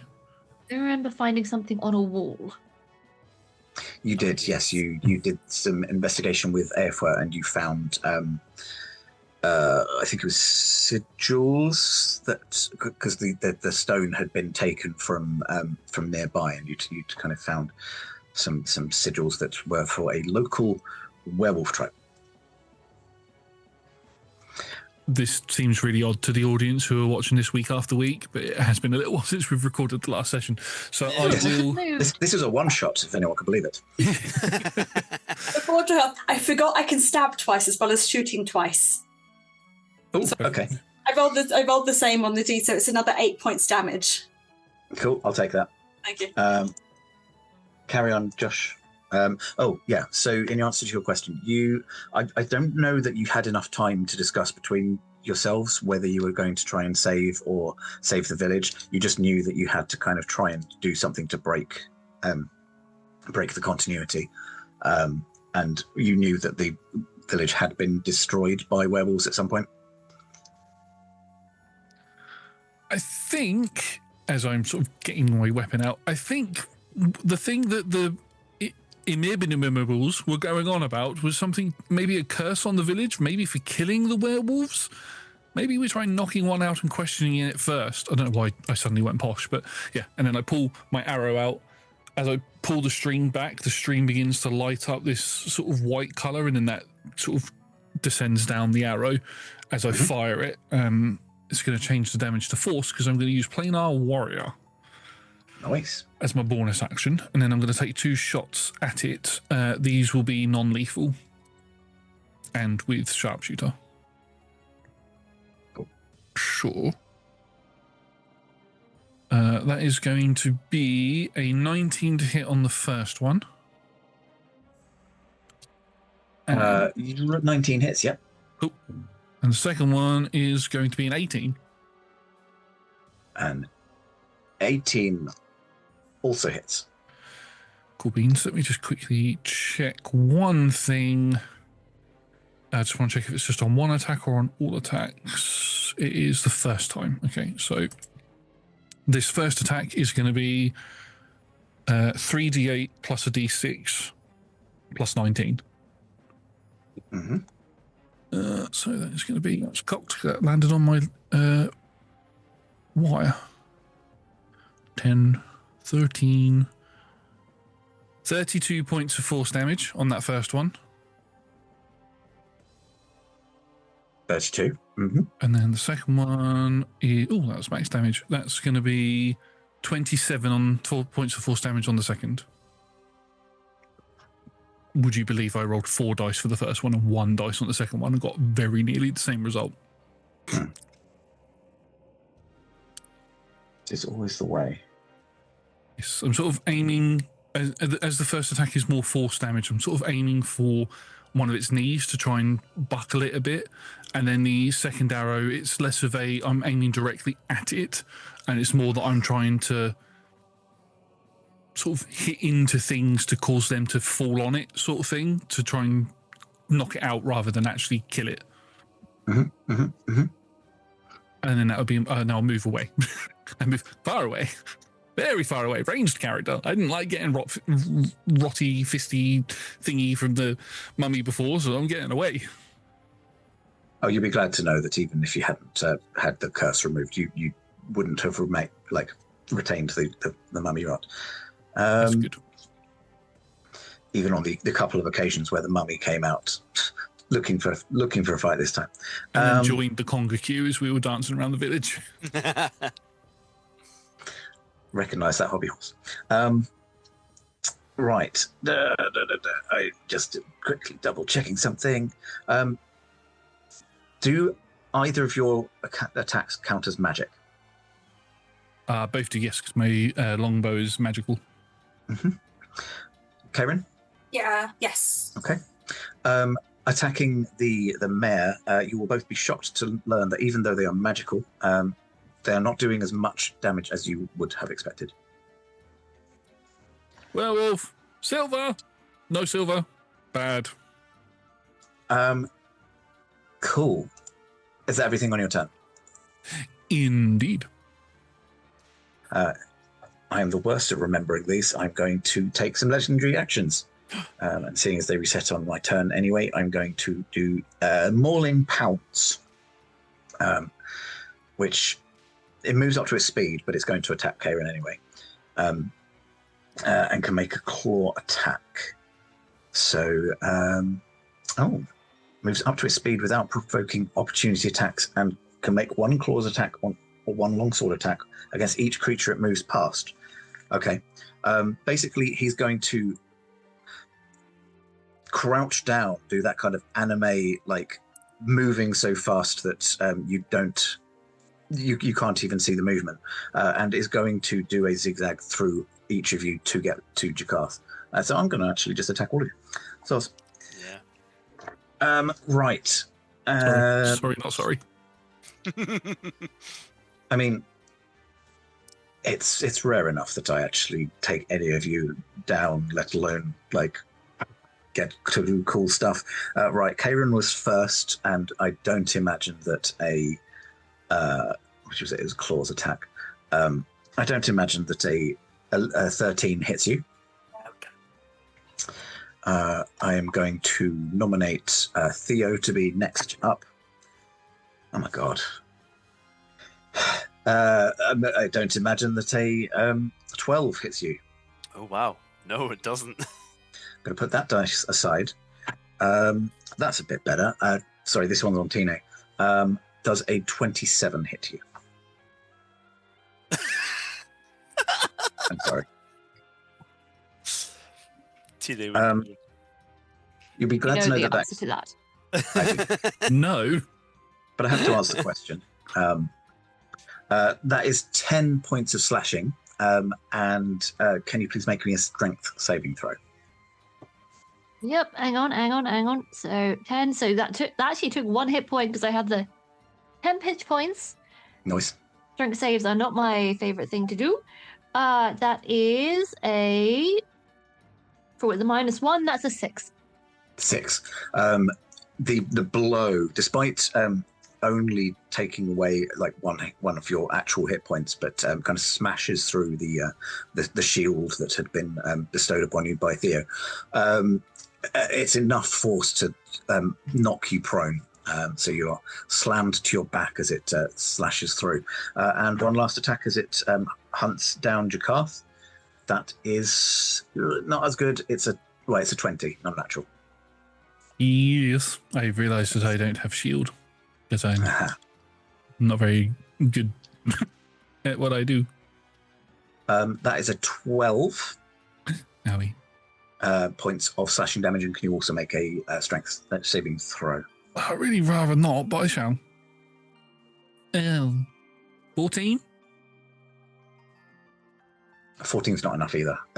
Yeah, you kind of you back away, but as he kind of does this like pause and then just is back on top of you straight away, knocks you prone and is stood over you.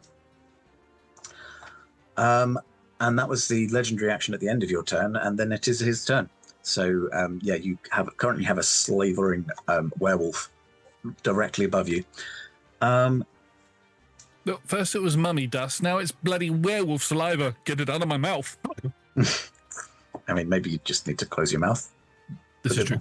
I'm a mouth breather, okay? Canonically, Jakarth, a mouth breather. Got it. Right. He's going to, as he's looming over you, is going to attempt to bite you.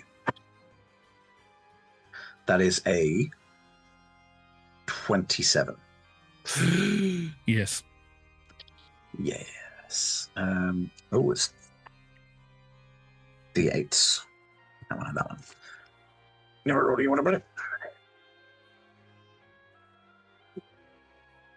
Right, that is 8 points of piercing plus. I know you love it when I say plus. Me too when you say plus. 15 points of necrotic damage. Oh my word. Can you make a constitution save? I really can't. Oh, that was nearly an actual bloody 20, but it rolled over to the 8 for a 12. Oh, that's not enough. You are unfortunately, as the teeth... I'm going to be a fairy, aren't I? Yes. I think we're discovering the origins of Fluffy, though. Oh, no. Yeah, you have as the teeth sink into your shoulder, you tense yourself trying to fight off the poison, but it seeps into your very core. You are cursed with Lugaroo lycanthropy. Moo. Is that some sort of a allergy? What type of lycanthrope is that? A Lugaroo is the numero uno werewolf. Which is why magic attacks aren't landing. It needs to be silver for this one. Oh, so it's like a what are they bloody called? I'm thinking of Progenitor, maybe. Yeah, I'm thinking of. My brain instantly went to the old Kate Beckinsale Underworld movies, where one of the original brothers was a werewolf, was like a white werewolf, the father of all werewolves. Damn, So I think I might want to keep this. You said the old films. I was like, they're not No, they are, aren't they? They are quite. Oh, yeah. It's a shame. I hate to admit it. Okay. I feel the sting of mortality now. Oh well. I'm just going to take another claw attack on you then. Damn it. I believe I didn't do this the first time, so and that's on me. If you're prone, it's melee attacks are at advantage, but ranged attacks are at disadvantage. Is that right? Yep. Yes. Yes. So that should have been an advantage, but that is on me. I got what I wanted, so that's fine. The claw attack is a 20 something, 26. Yes.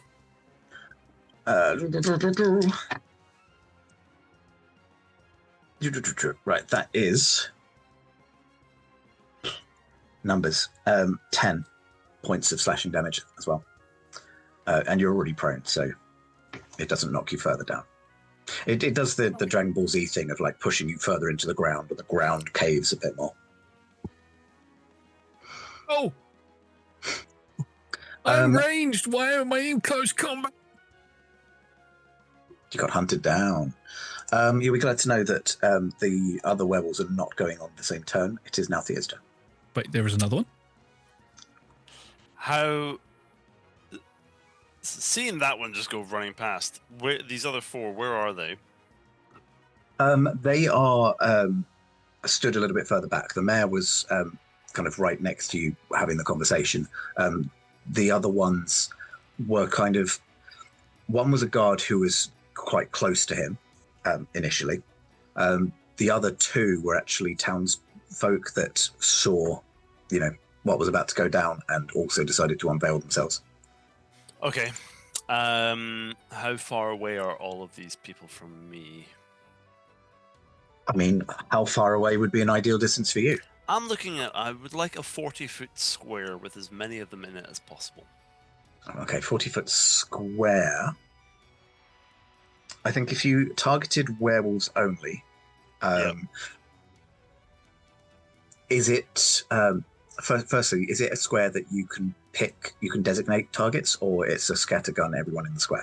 I can designate. It can go over anybody. I'm not bothered. I get Cool. to choose. You can get the 3 that were not either the guard or the mayor. Or if you wanted to get the mayor, you could only get him and the guard. There are a number of normal townsfolk who are currently stood a little bit aghast, also near the 3. Okay. For fear of all of them doing a lot, then I'm going to aim for the 3 and the townsfolk as well. And we'll encapsulate all of them. And as I'm going to look over in that direction and go, this is a lot to deal with. You lot just take your time. We'll come to you later. And I'd like a wisdom save from 6 of them within that square. So the 3 werewolves, and if there's if there's another 3 townsfolk, we'll go for them as well. I think I can find you 6 people, including furry ones. Right, so werewolf number 1. Wisdom, you said, yeah? Yep. That is a 9. No. Werewolf number 2 gets an 18. Damn it! Yeah, that one makes it. Werewolf number 3 gets an 18. Oh, god damn it. Sorry. Townsperson number 1 gets a 13. Nope. Townsperson number 2 gets a crit success. Alright, they're fine. And townsperson number 3 gets a 9. So, 3 for 3. 3 out of the 6, that's fine, half of it, are now slowed. Mm-hmm. And so, all of the wonderful things that come with slow, which is, well, that one werewolf at least has a -2 penalty to AC and Dex saving throws, can't use reactions, it can only use an action or a bonus action, it can't make more than 1 melee or ranged attack during its turn, and if it does cast spells, there's extra stuff for that. Mm-hmm.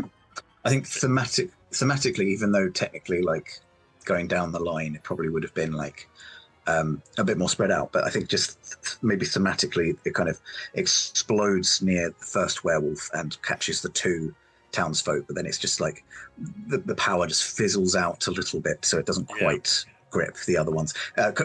I'm imagining the D&D movie now, On Amongst Thieves, and that kind of time slowing thing, except so the ones in the epicenter kind of didn't have time to react, but then the outer ones managed to get away, especially Natural 20, who turns out to be Speedy Gonzalez. Yes, That's perfect. That's exactly how I'll view it, and that's exactly what I want. So yeah, hold them over there. I'll spin around, and it's like straight back to what we did in the pyramid, seeing as how Jakarth is getting smacked down. I will move myself around and away slightly, and then as a bonus action, as I'm moving, I will send out a few strands of healing energy from my gleaming, glowing eye,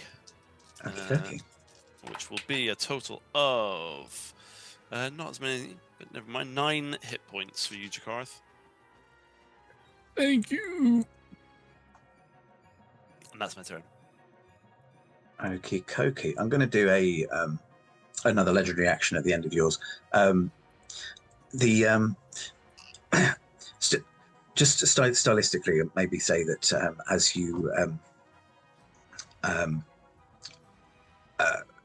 you cast the healing spell, it kind of starts to knit Jakarth's wound together in a kind of unexpected way, and then you look at the Lugaroo and see that it has actually also seemed to have started to re-knit as well.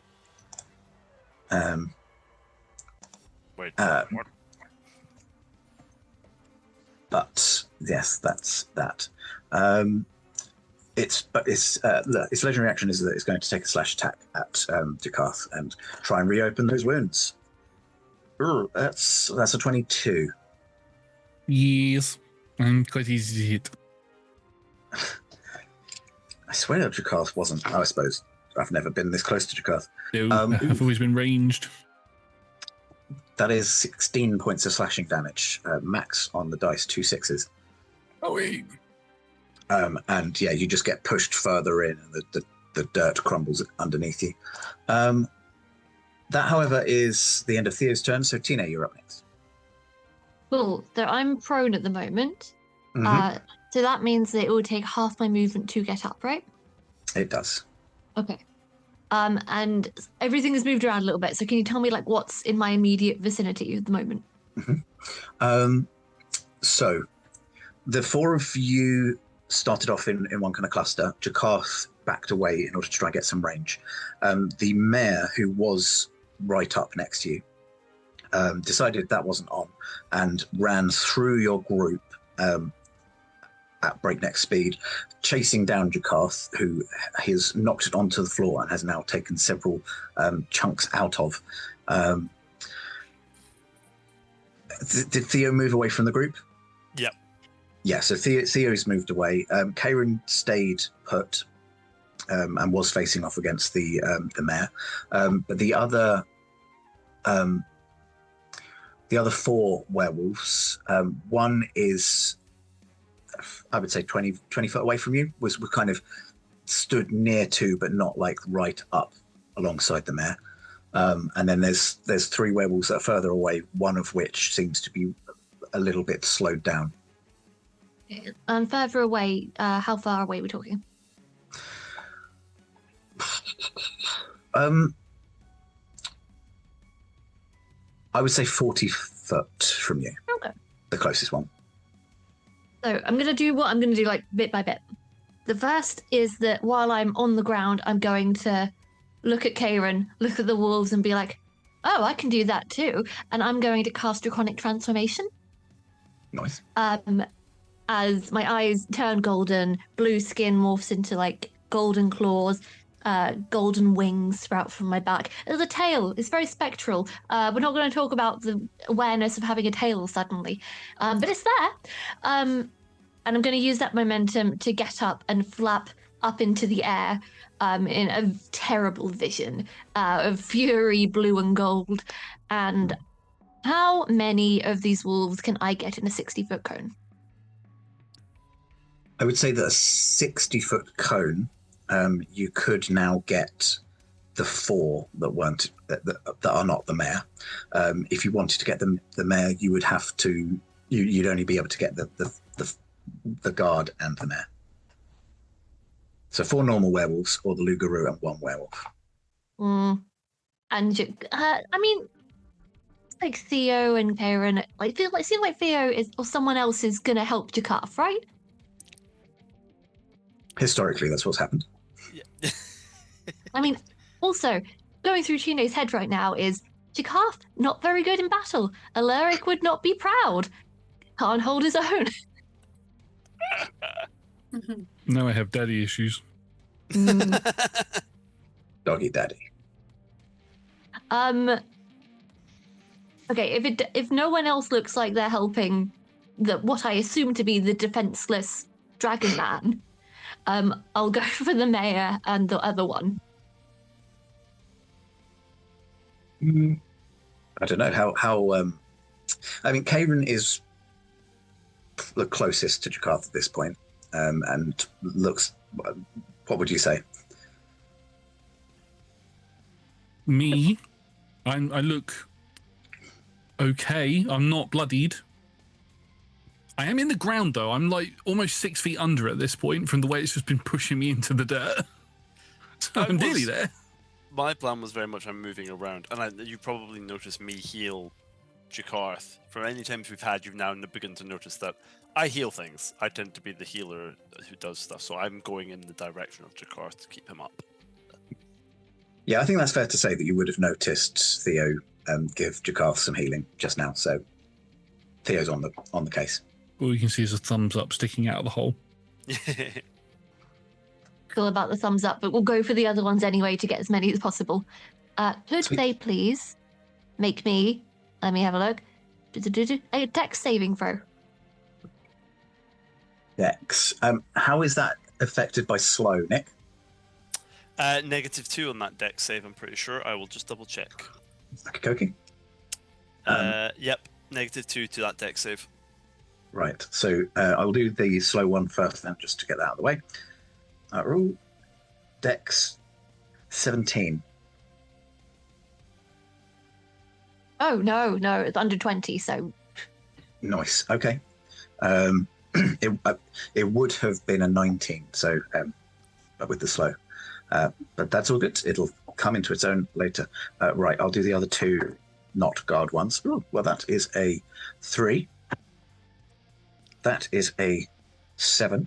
And the guards... Oh, God.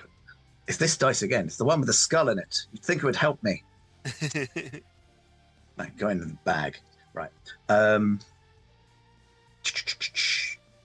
So I think that's all fails, isn't it?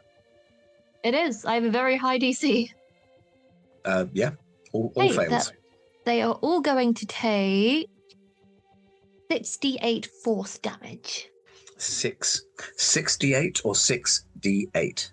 6d8. Okay. So that's 8, 9, 10, 11, 12, 13, 14, 15.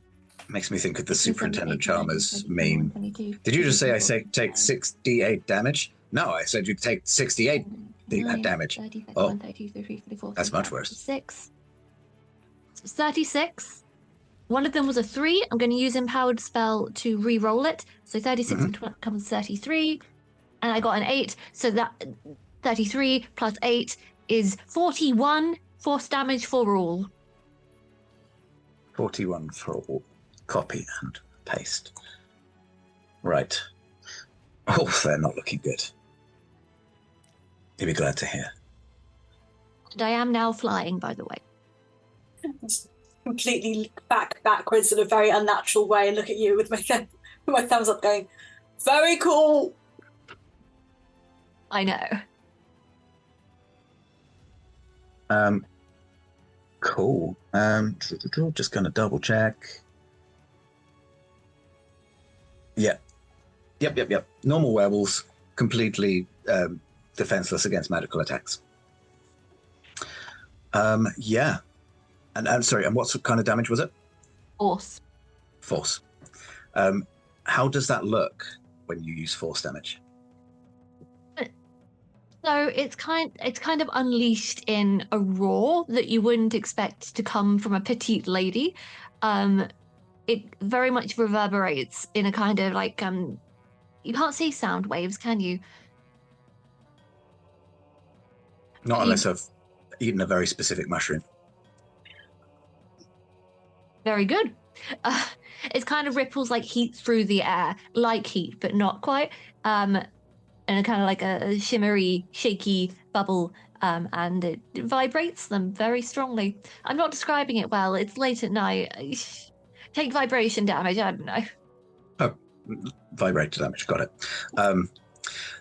I'm going to take a quick moment to just say I have never done drugs. I have never specifically done specific mushroom drugs. Don't do drugs. Yeah, boo the drugs. No drugs. That was just a joke, and I cannot help but make funnies. Cool. That everything on Tina's turn. The last thing I will do is I will flip my hair dramatically, and then I will end my turn.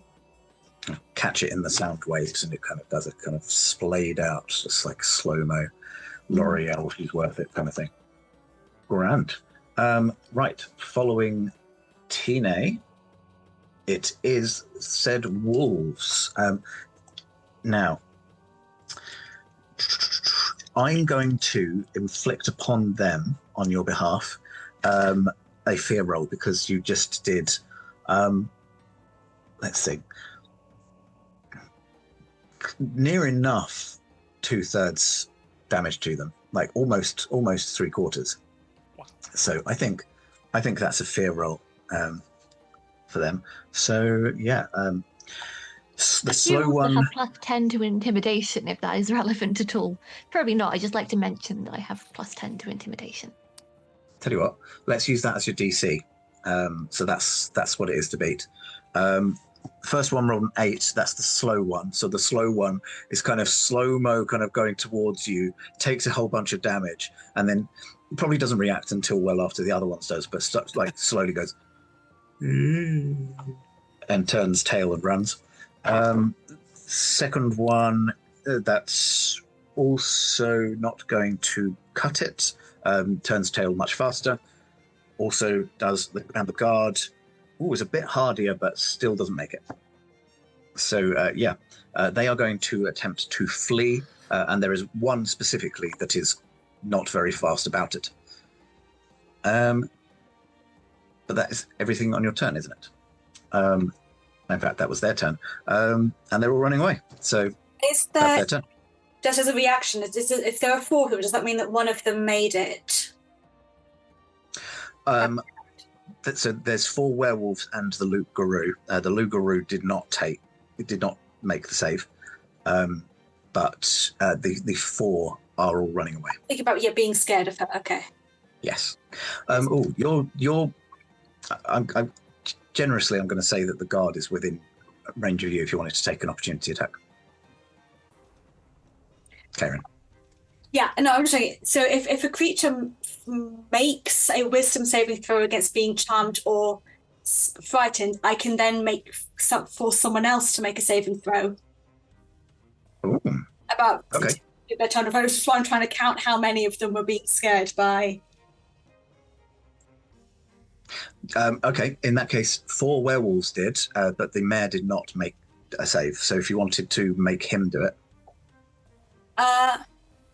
It only works if one of them, something that's been fought, succeeds. Ah. Yeah. For that particular one, just counting. Okay. Seeing 4 of his colleagues turning tail and run has spooked the mayor. He does roll not high enough, but I'm going to burn a legendary resistance. So he succeeded. Okay. Can I make any of the villagers then? Can at least one, a sensible looking authoritative villager, make a wisdom saving throw to be. Sure. Sorry, was that not you wanting me to make the mayor? No, roll it a was, save so that you could it was force him off. it was me just checking math, and I feel this has got a little way. Yeah, this is the trouble. I don't know what your character sheets do, especially not at level 14. If all of the ones that were targeted failed the save, then that's the end of the conversation, and it's fine. Okay. All of the werewolves failed their saves, yes. Okay, the end. However, I am going to say that Speedy Gonzalez is now extra scared and running away. Cool. I don't know why I have given myself a not helpful stereotype character as my basis for this one, but hey-ho, we are where we find ourselves. Cool. Right, that was werewolves' turns. They are all running away. So, Karen, it is actually your turn now. Fantastic. I am entirely impressed about what the princess has done with all of the force and the fear, and I'm going to misty step to a roof. I don't like being on the ground. I'm too low. Are there any roofs or anywhere I can get to? Yes.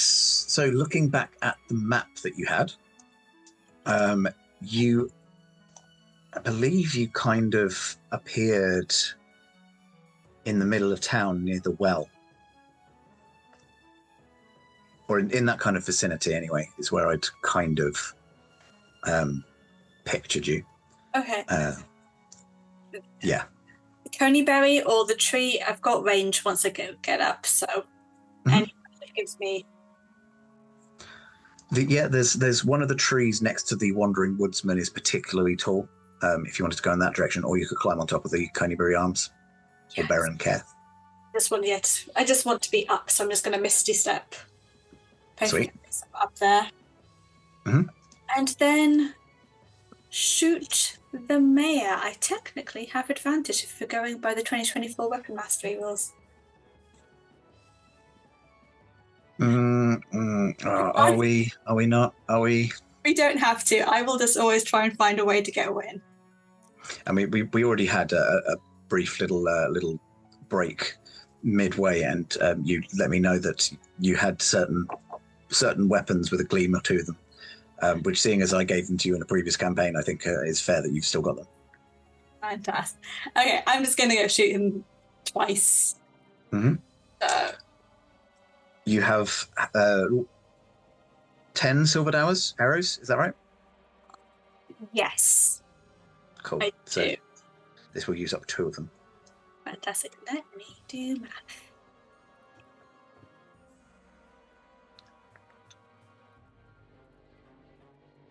Okay, so the first one is a 16 plus 12 to hit.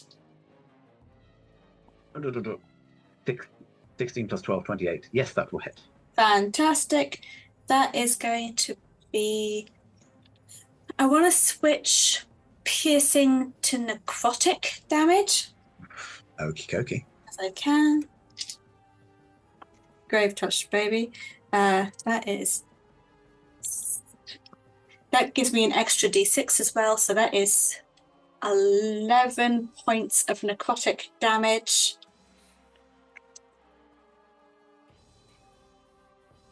And then I'm going to burn another spell slot for Blessings by God. So that is 9 points of psychic. Mm-hmm. And then I'm going to shoot him again. The second arrow. That is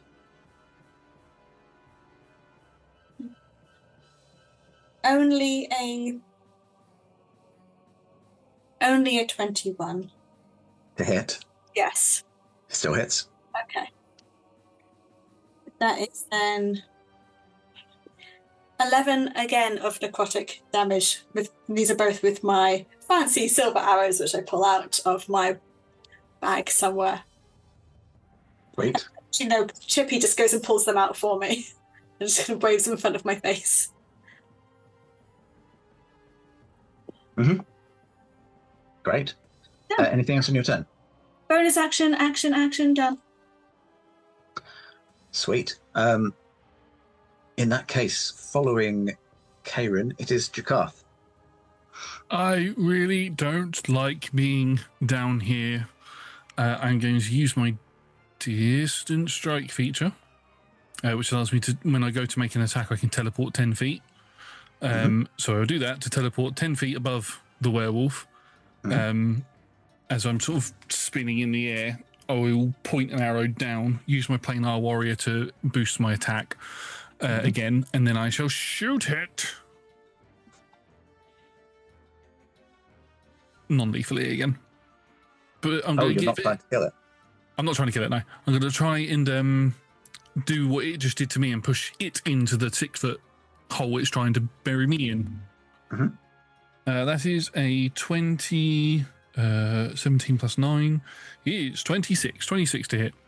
Hits. Roll me your damage.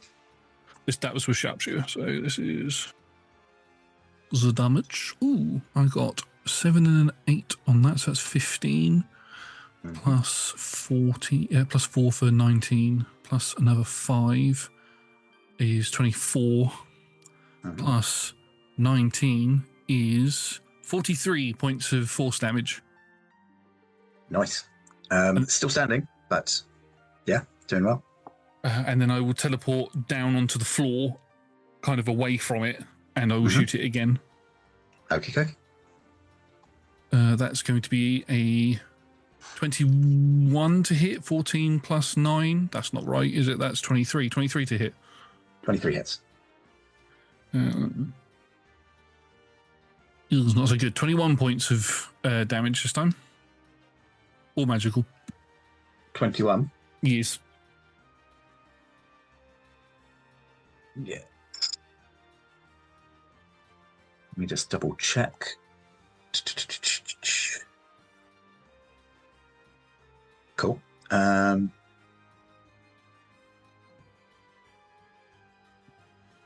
Yeah, all good. Yeah, so again, the magical damage isn't having the punch that you hope it would, but you're doing some meaty hits so that they're at least like making an impact, and you can see that he's starting to slow. The breath is a bit more laboured. Are there any roofs to any buildings nearby? Yes, I think we decided that the it's on a different tab. Conyberry Arms is nearby. Probably reasonably also the town hall. Are they within 20 feet? Conyberry Arms would be. Yeah, and then as part of my teleports, because I can teleport with each attack I do, I will teleport to the top of that building. So I'm like, now try and get me. Actually, no, why did I jinx that? And then that's my turn. Okay. Cool. I've completely lost track of how many legendary actions I have, so I'm just going to assume I've used them all. Right, so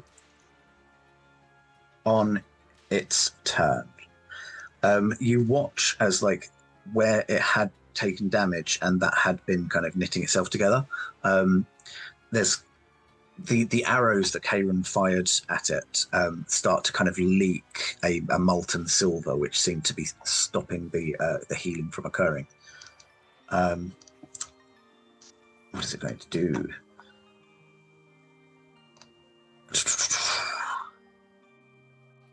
Seeing as Jakarth has taken himself away, so two of you are on roofs.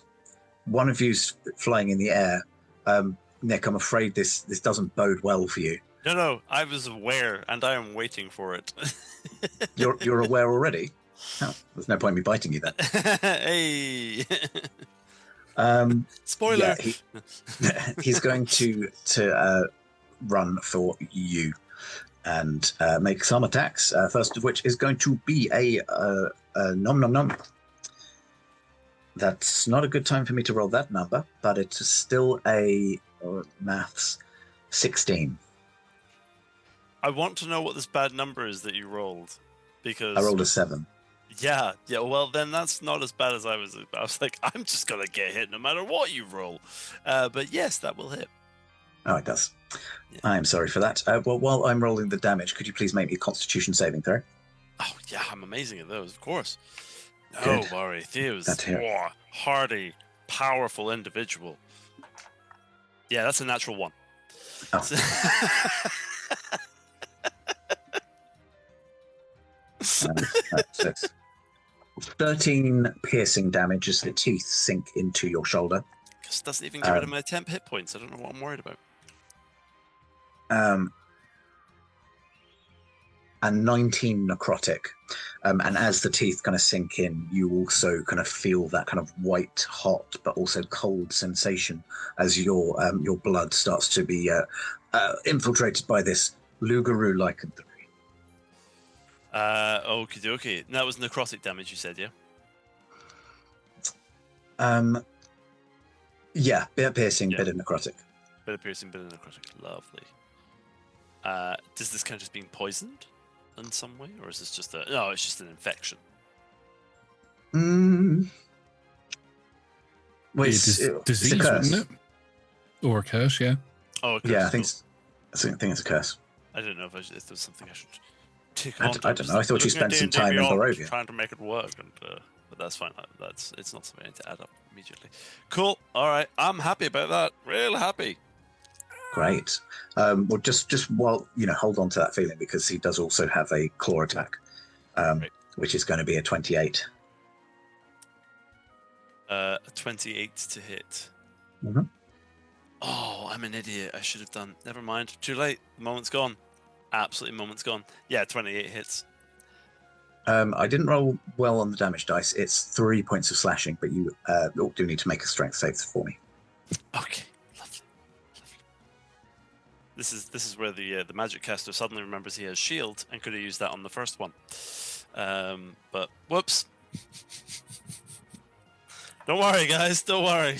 Everything's great. Yeah, No. Yeah. That's a 9. 9.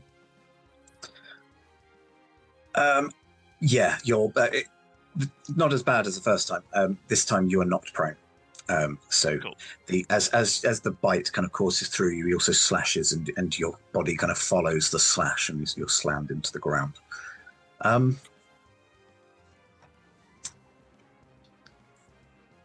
As you are thrown to the ground, he is going to try and extricate himself away from you. He doesn't have any fancy moves to try and do that. So if you want to take an opportunity attack, you're welcome to. What do I have? That's a good question. Up close is not his forte. Yeah. He'll try. I think prone you are at disadvantage on attack rolls. I mean, this is going to be very, very pitiful because he is not a melee user. No. That was a 2 on the dice. Yeah, you kind of weakly try to, but you've kind of lost a lot of blood in that one hit. Yeah, he starts running 40 foot. Let's see, a couple of you are on the roofs to the north, so he's going to start running south. At a pace of 40 foot. But that is everything on his turn. So following the Lugaroo, it is Theo. Does he look like he's trying to escape? He does look like he's attempting to escape at this point. Okay, cool. I forgot to mention the slowed werewolf would have made another wisdom saving throw to see if he has broken out of slow, because it's a wisdom save at the end of their turn. Oh, okay. That was a 2 on the dice, and so no. Yeah, still no. slowed.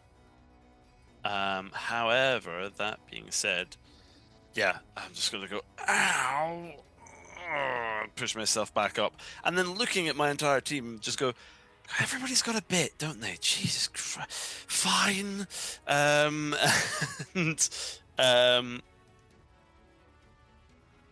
I think the only thing I could do, I feel. Correct me if I'm wrong on this, because I feel like I would know having dealt with a lot of stuff over the time, would a werewolf count as a humanoid? Would the Lugaru count as a humanoid? No, they are monstrosities. Well, so werewolves do count as humanoid, but the Lugaru is just a little bit too monstrous and is a monstrosity. I don't know if I would know that. Is there any way that would have been given away to me? Or could I... Give me a history roll. History roll, okay. That is a 12? Maybe with 12. the way I was going, please don't hit me into the ground, and it kept doing it. Yeah, 12. 12.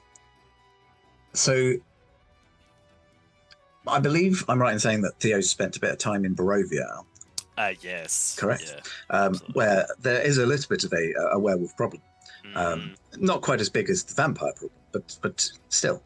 I think that you probably have a fair amount of experience fighting werewolves. But this is kind of an order of magnitude greater than that you've not seen. okay. So... Yeah, in that case, that will give me pause, and I will change my line of attack and go, yeah, fine. Hopefully, this will hit, and then everybody else will be fine. Guiding bolt, please. Cool. Just second level. Let's see, it's plus 11 to hit. Can I hit him?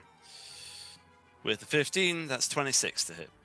That hits. Roll me your damage. Lovely. Oh, well, hello there. All but one of my dice were max. That's very nice.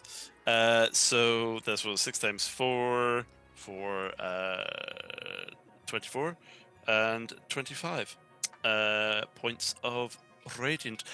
29, because I found my thing. I add 4 to any radiant damage I do, or fire.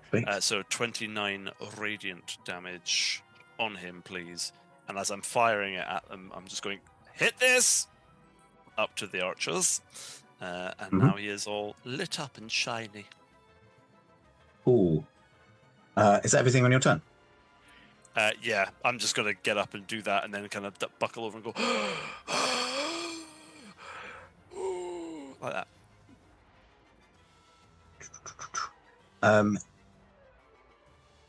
Legendary action. At the end of your turn. Oh, what's my best? Is going to do the same mauling pounce action, except that there's no one in the path. It is purely to basically move his movement. And yeah, runs a further 40 foot away. But that is at the end of your turn, and Tina, you are up next.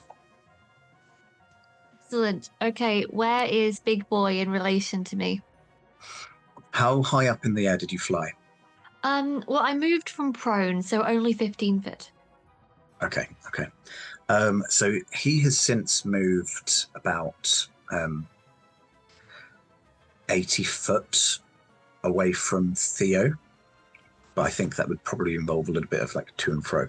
So generously, I'm going to say 60 foot. 60 foot. Including your up. That's a kind of Wonderful. I'm going to hit this guy with two things. The first is the draconic form is a concentration spell, but I believe I can cast other spells that don't rely on concentration while maintaining it. Is that right? Yeah. You can concentrate on something, but cast something that's not concentration. So the first thing I'm going to do is I'm going to pluck off one of my own claws and just shout "claw" as I cast catapult on it. Nice. Can you make a dex save for me, please? I can do that. No problem. Oof, not high on the dice, but it's a 13. Okay, so 78 on this one. So let me roll this. 3, 4, 5, 6, 7, 8, 9, 10, 11, 12, 13, 14, 15, 16, 17, 18, 19, 20, 21, 22, 23, 24, 25, 26, 27, 28, 29, 30, 31, 32, 33, 34 points of bludgeoning damage. Mm-hmm. And I believe it's magical bludgeoning damage, but correct me if I'm wrong on that, because it is just a thing that's being hurled very fast. I'm not sure, but with the Lugaroo, the magical attacks don't matter. It needs to be silvered. Right. Oh, yeah, of course. And these are gold, so doesn't count. No. One too far on the periodic table, whatever that is. And the next thing, I'm just going to hope that... Okay, so if magical attacks don't work, do they even, like, register? So if I did hit him with a breath weapon, would it just kind of go over his head? Oh, they do. They're doing damage. They're just not quite as powerful. Oh, cool. I will still hit him with a breath weapon then. Can you make another dex save for me, please? Oh, I can do that. That was a crit success that time. Oh, man. Yeah, for a 29. Well, he makes it. I believe that means he takes half damage, which will probably then be half down again. Yeah. But let's try it anyway, shall we? Sorry, I'm just looking at various things. Okay, so it's another 68. No, sorry. 8, 9, 10, 11, 12, 13, 14, 15, 16, 17, 18, 19, 20, 21, 22, 23, 24, 25, 26, 27, 28, 29, 30, 31, 32, 33, 34, 35, 36, 37, 38, 39, 40, 41, 42 points of force damage. Is that the full or is that the half? That is full, not halved. Okay. Okay, it's still going, but it did do a hefty chunk of damage. Yeah. Unfortunately, I don't think I have a Breath of Silver spell. But, Not we do what we mercurial can. like that. Cool. Okay. So at the end of your turn, it would then be the werewolves, but I think that is about as much time as we have for today. So yes. Thank you, everyone, for sticking around for the chaos of tonight's adventure. Yet again, I think this one shot is not quite done shotting. I think we're going to need at least one more to resolve this story. But if you enjoyed tonight, we do play D&D every Monday from 6 p.m. UK time. Other time zones are available. All of our shows are streamed at twitch.tv/rolltogetherrpg, and you can get all of our content archived at youtube.com/rolltogetherrpg. A massive thank you to our D20 Club and our Dice Heads on Patreon. They're fantastic. They are the best. And you can be one of them for as little as one of your local currency per month by following the links in the chat or in the description below. Without their support, we just wouldn't be able to make any of the content that we do. A big thank you again to all of our sponsors and our supporters. And don't forget, we are all over social media as Roll Together RPG. Thanks for watching. And we'll see you for the last one, I promise.